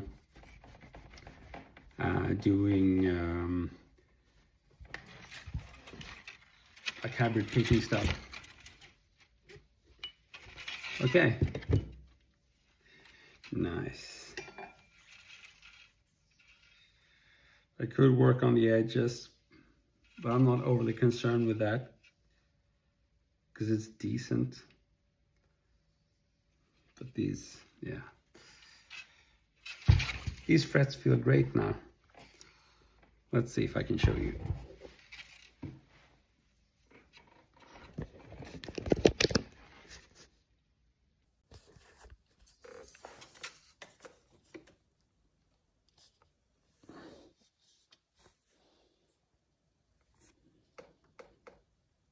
Now, it might be hard to tell how round they are now, but they are. And they almost feel like new. Well, we'll see when I play them. But you have to consider that these frets were flat before, or especially the ones in this area were super flat.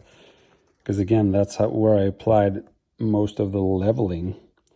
But now they're round and they're pretty shiny, I would say. And I'm pretty dirty. Okay.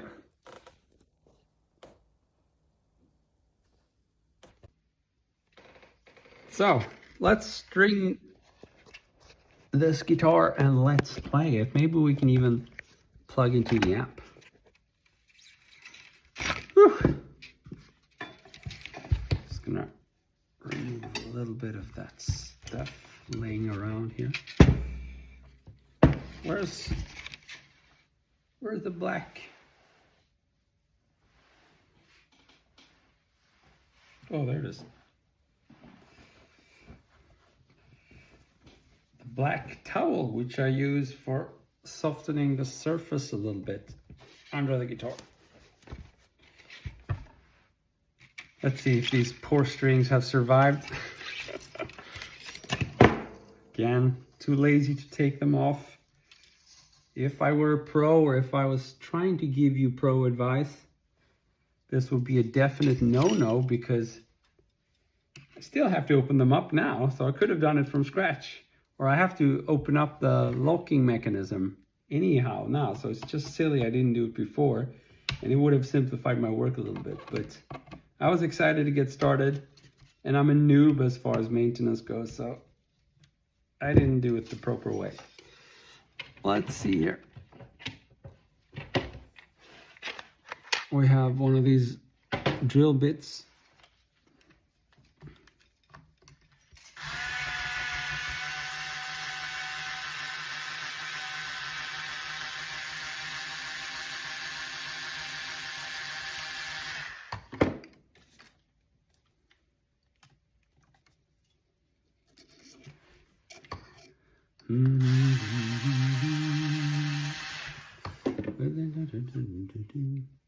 Come see the devil, baby. Okay. I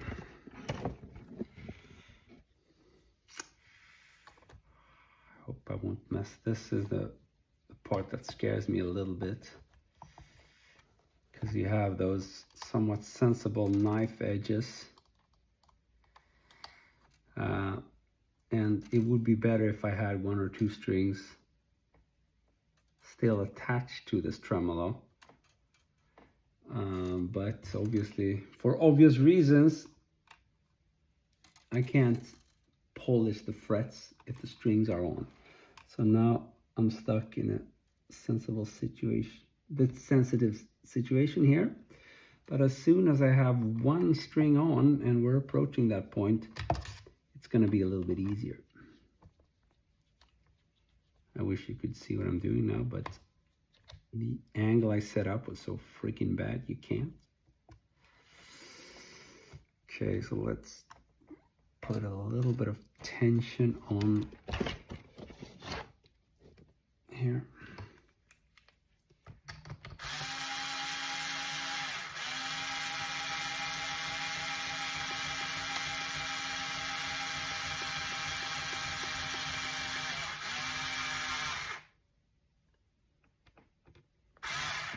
Okay, that's a start.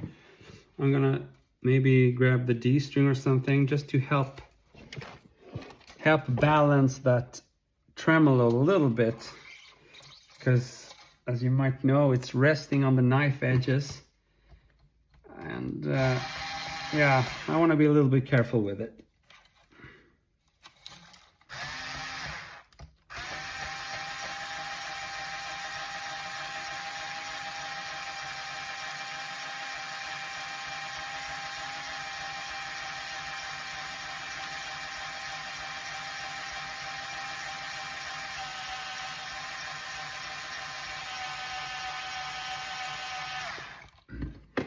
Okay, so try to fit the D string in, and actually I'm gonna cut off a little bit of the string here to get a better gripping surface. Like that.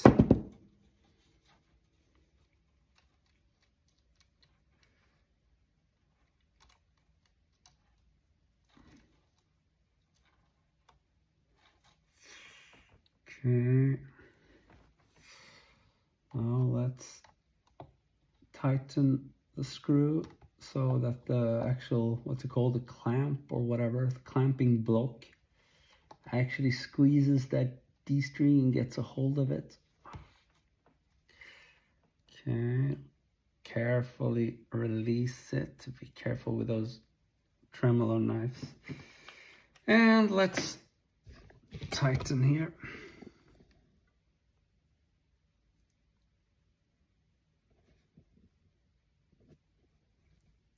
You didn't cut off the ball ends? Yeah, this time I did. I have the ball ends up here, which is not a good way to do it because you need all those all those turns. But since I'm using a tool and since it's double locking, it doesn't really matter. I figured it looks a little bit funny and it's just unnecessary, but it doesn't really hurt.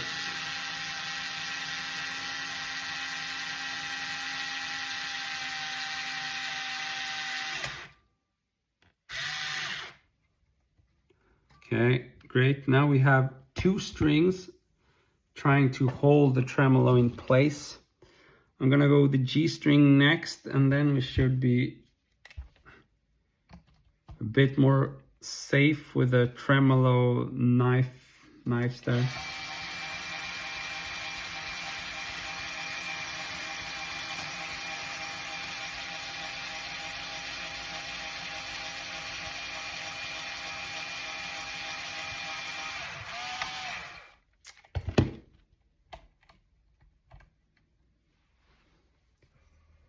Okay, so let's do the same thing for the G string now. I might have to redo this, but it's easier once you have a couple of strings in place. Now my main concern is that, again, the tremolo is just being pushed down by the springs tension on the backside. There's nothing balancing it on this side, so no strings. And that worries me a little bit because the angle of the knives gets very steep and I want to be careful with those knives. So yeah.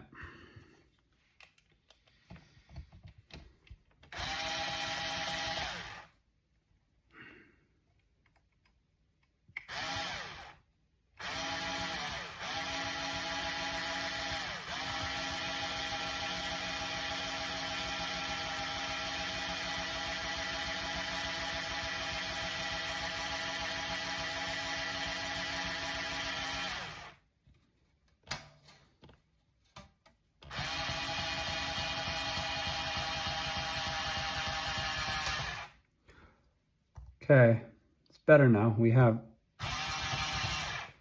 a bunch of strings holding the tremolo in place now. I'm going to tighten them a little bit more. Okay. Whew. Okay, so now the tremolo is floating again, and it just feels a little bit better. There we go. Hello again. What is Instagram saying? Hello, sir. What's up? It's a man. How you doing, man? What can I use on my Gibson SG to clean the pickup covers? It's been a case for around 10 years. I opened it yesterday and I noticed that the gold pickup covers have a greenish. Oh, yeah, there's definitely a good answer to that, but I don't have it. I've never been in that situation. I don't know if steel wool is a good idea at all. Maybe if you know exactly what the material is, someone can give you a good substance to use for cleaning. I'm sorry, I really don't know.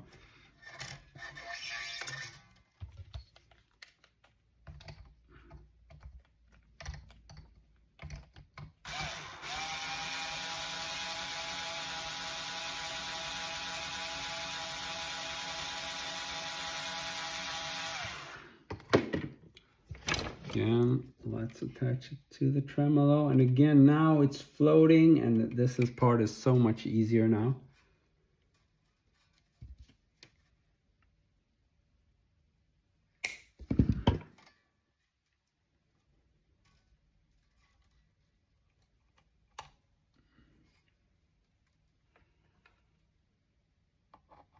And of course, this is the big, I guess you could say, hassle with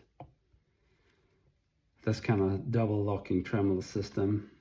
It can be a bit of pain in the ass, but at least when you're done with this guitar, it holds its tuning.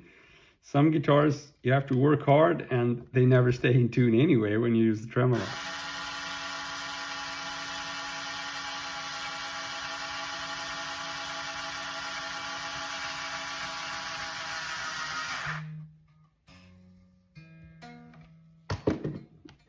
Now that poor G string is very tense.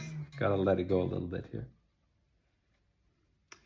Okay, very good. Only 2 strings left. And of course, just tuning this thing is gonna take a little time, but we're definitely getting there, and I just can't wait to try these frets. Oh man, it's gonna be a nice feeling.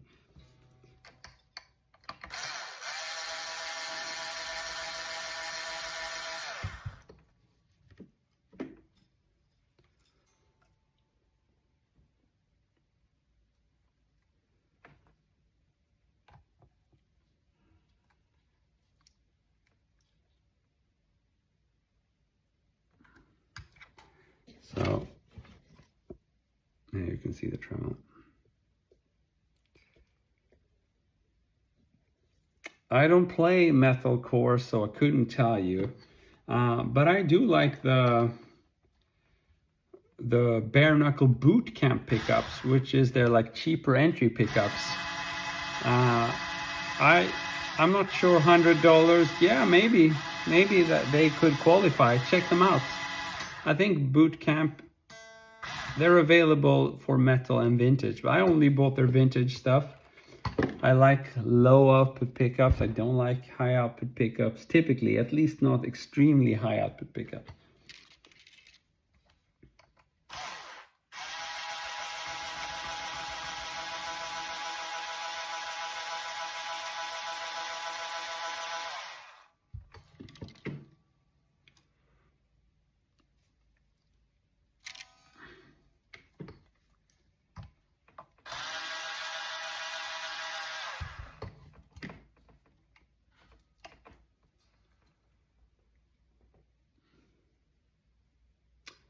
Oh, the E string is a little bit entangled, so I cannot. Oh, there we go. I need to pull it out a bit more to be able to fit it into to the slot here. We're okay now. And again, cheap me is doing this because I didn't want to change strings. These are fairly pricey Elixir strings. They weren't worn out at all when I decided to do this, so it just makes sense to reuse them a little bit.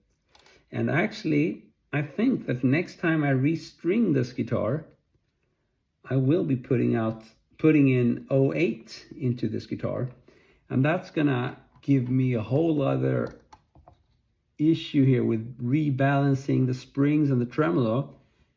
I just didn't feel like both doing all this fretwork and having to do that. It's just too much at once. So who knows, maybe that's going to be the topic of a future live stream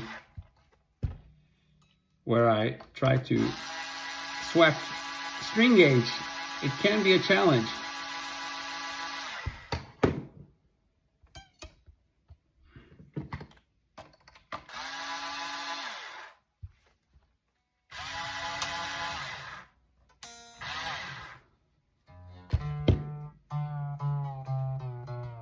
Okay, we're ready for tuning now.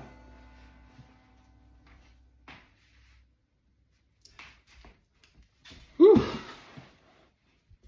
I'm exhausted. I need a break. I need a lunch break, I think.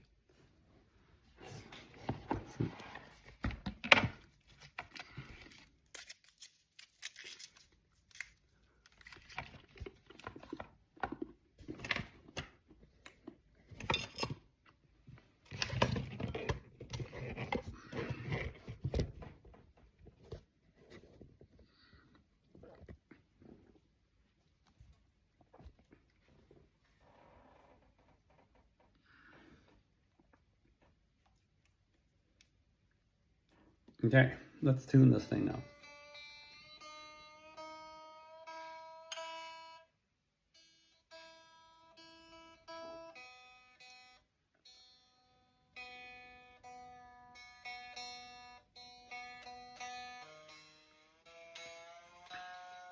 The tuner is here. You can't really see what it's doing though from this angle. But it's no rocket science. It's giving me the right pitch. Or the current pitch, so I can make it right, rather.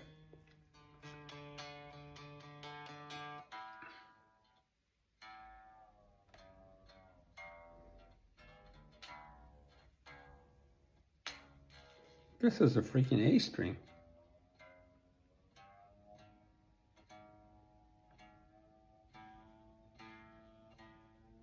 E.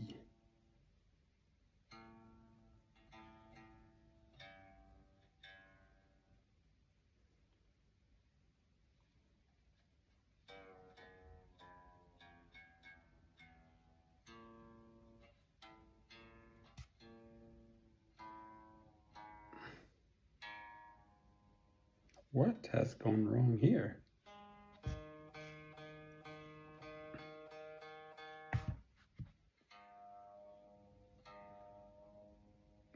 D.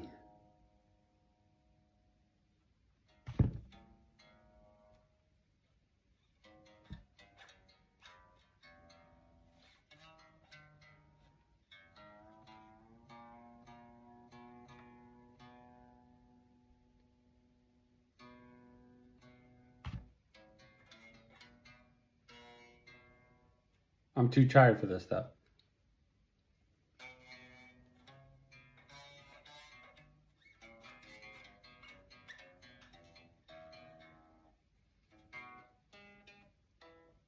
What the hell happened with the string? I guess I need to plug into something here.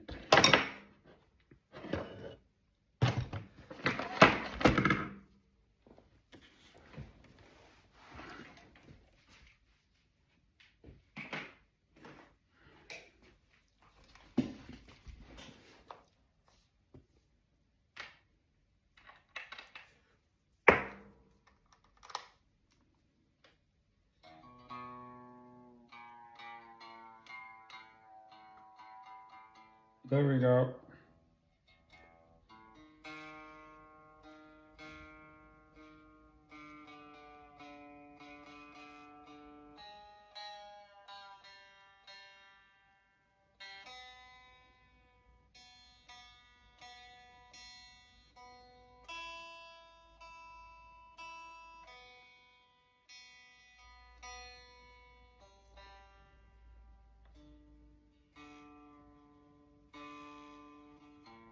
Oh, and of course, when you do this, you want to start off by adjusting the fine tuners here, which I forgot.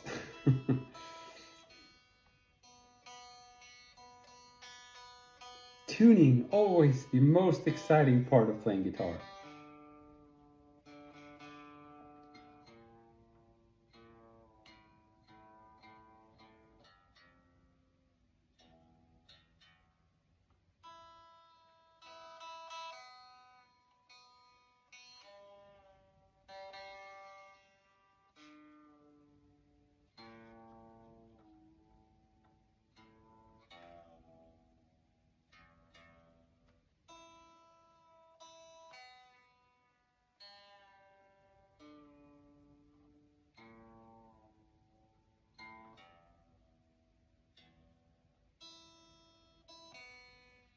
And this takes an insane amount of time if you have a floating bridge. It's one of the downsides with it. I just want to feel the guitar and I have to spend all this time tuning it. Such frustration.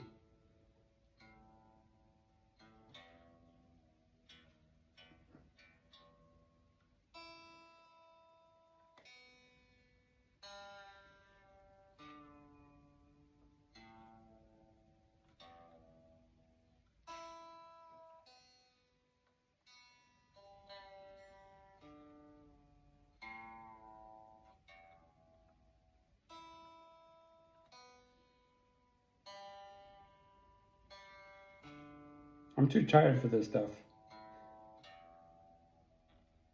The polishing part took all my energy, but I still feel it's worth just giving you a few notes here so I can kind of confirm that it was worth the effort.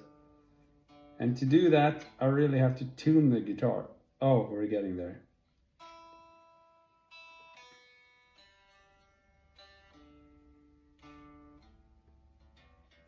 We're getting there. Ooh.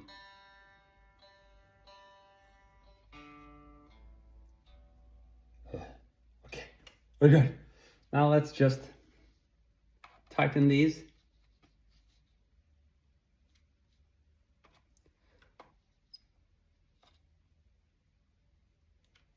Yeah, the truss rod cap, you can definitely put it in, but it's been a while since I haven't used it though. But if I want it, it's easy. You can just slide it under, and then I can attach it with a screw. Okay, we're good. Woo! I'm gonna play it.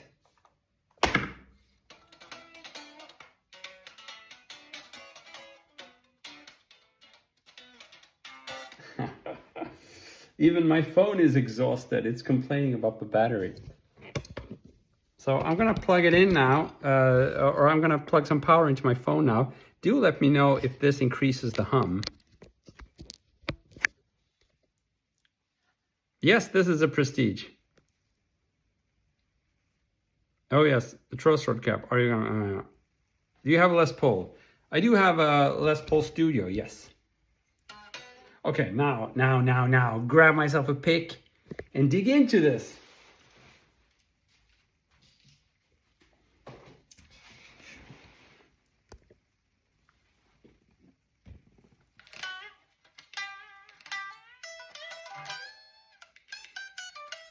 It's gonna go out of tune a little bit, but the frets are awesome, obviously.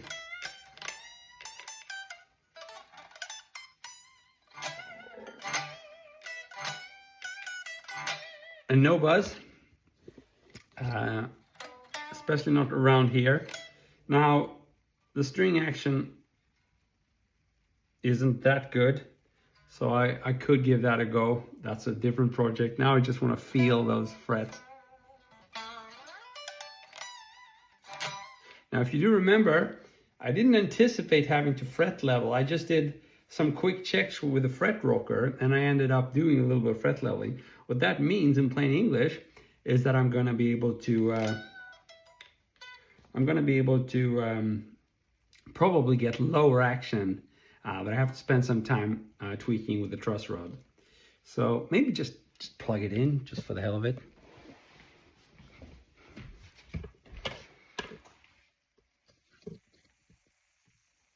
No, these are not 08s. This is a custom 09 to 46 set, but I do want to swap to 09 to 38 actually. That's on the agenda. Okay. Whew.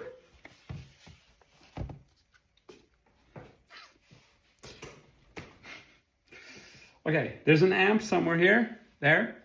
Let's turn it on. I'm just so confused now. Where is everything? There and there. There we go.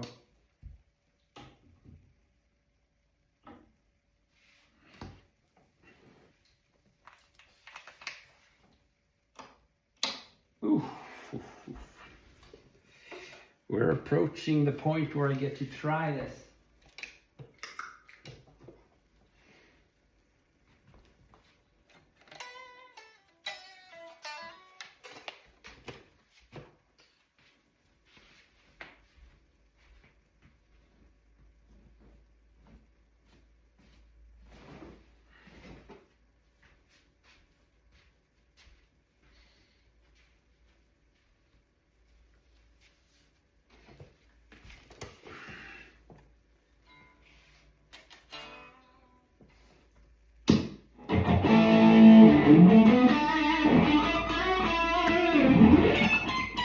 Ouch!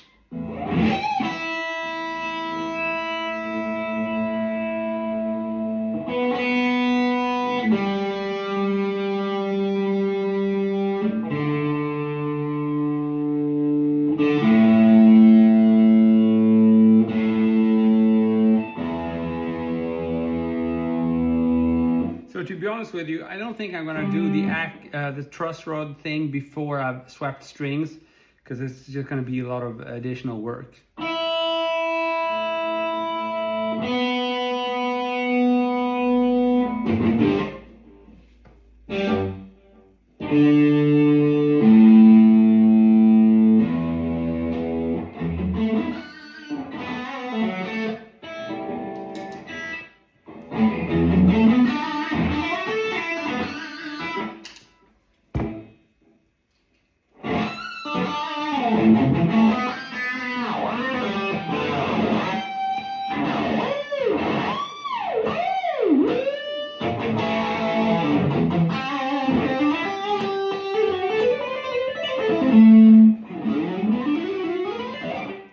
You're a fan of mine. Thank you, man, Danilo. You guitarist too, learning so much stuff from you. That's awesome, man. Congratulations for making progress. And thanks for making my day. That's a great comment, man.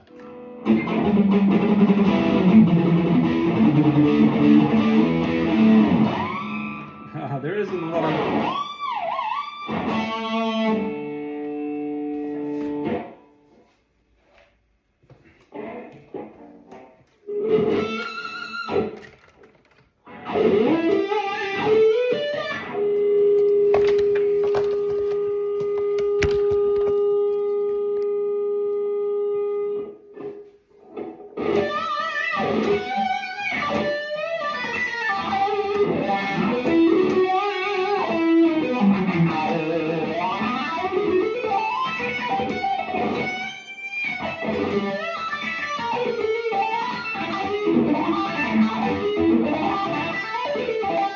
Well, Alias, thanks so much, man. Now, you guys can definitely get up to this level of playing.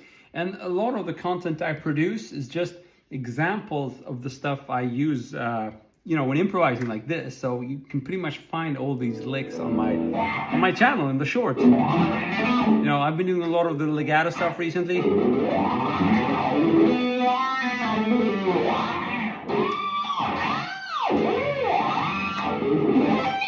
Of course, now I need to warm up, and I haven't played a lot of electric guitar the last weeks.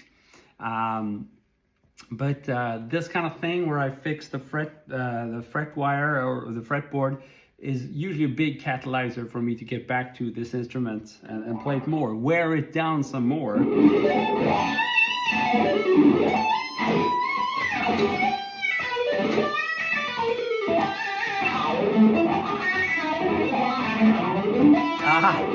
My picking chops are really bad now. I have to try to get them back.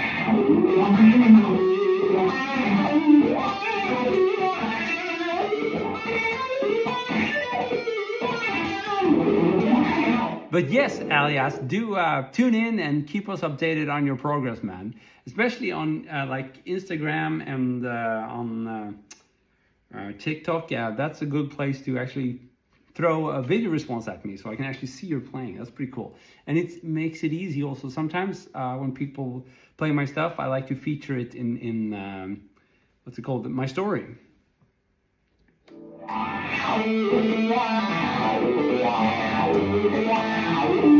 Action is good, but it could be a whole lot better, especially now that I've done some fret leveling.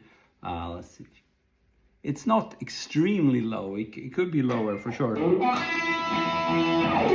Okay, I just have to play a little bit and just get a feel for this.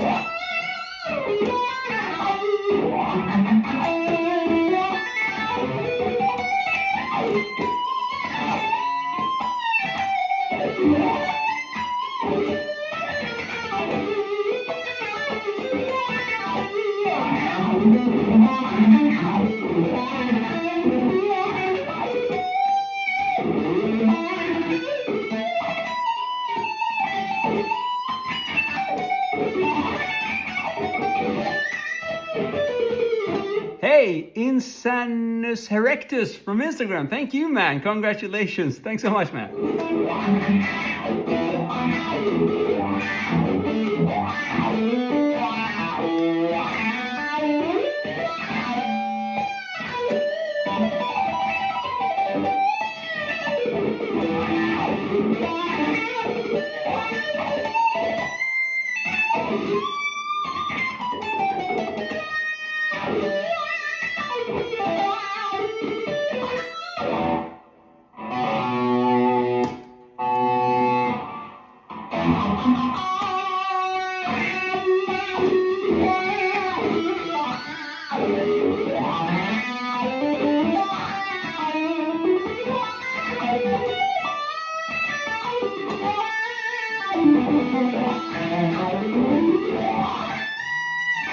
Okay, Alias, it sounds like you've had some high action then.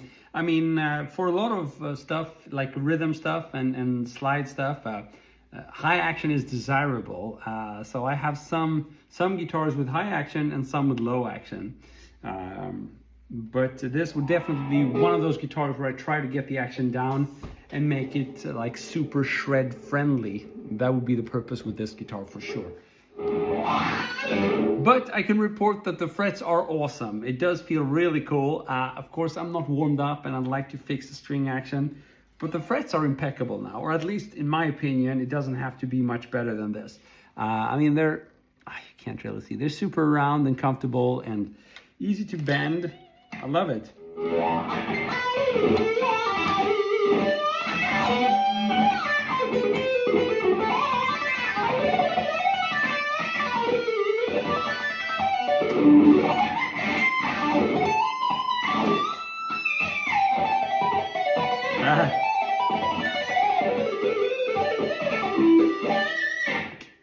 Okay, yeah. So I have to practice a little bit to warm up a little bit more, but I think it's safe to say we did a good job with the fretwork. And there's a little bit remaining here. I'm definitely gonna go down in string gauge here, I think to 08. And when I've done that, I'm gonna adjust the truss rod and get the strings down. That's gonna have to involve tweaking the springs here and all that stuff. So it's easily 1 or 2 more hours of work, I think, on this guitar. But then it should be good. Should be ready to roll. Cool, guys. So I will be doing more streams and I will be doing more playing oriented streams. This has been, of course, more of like a wannabe luthier stream, but I think that's cool as well because I need to fix these guitars and it's good to have you with me when I do that. But I'll be seeing you more in the coming streams, and until then, I want to thank you so much for tuning in. You guys are the best. It's been a very cool stream. Good to have you here. So I hope to see you soon again. You guys are the best. I've been Christopher Dahl. See ya.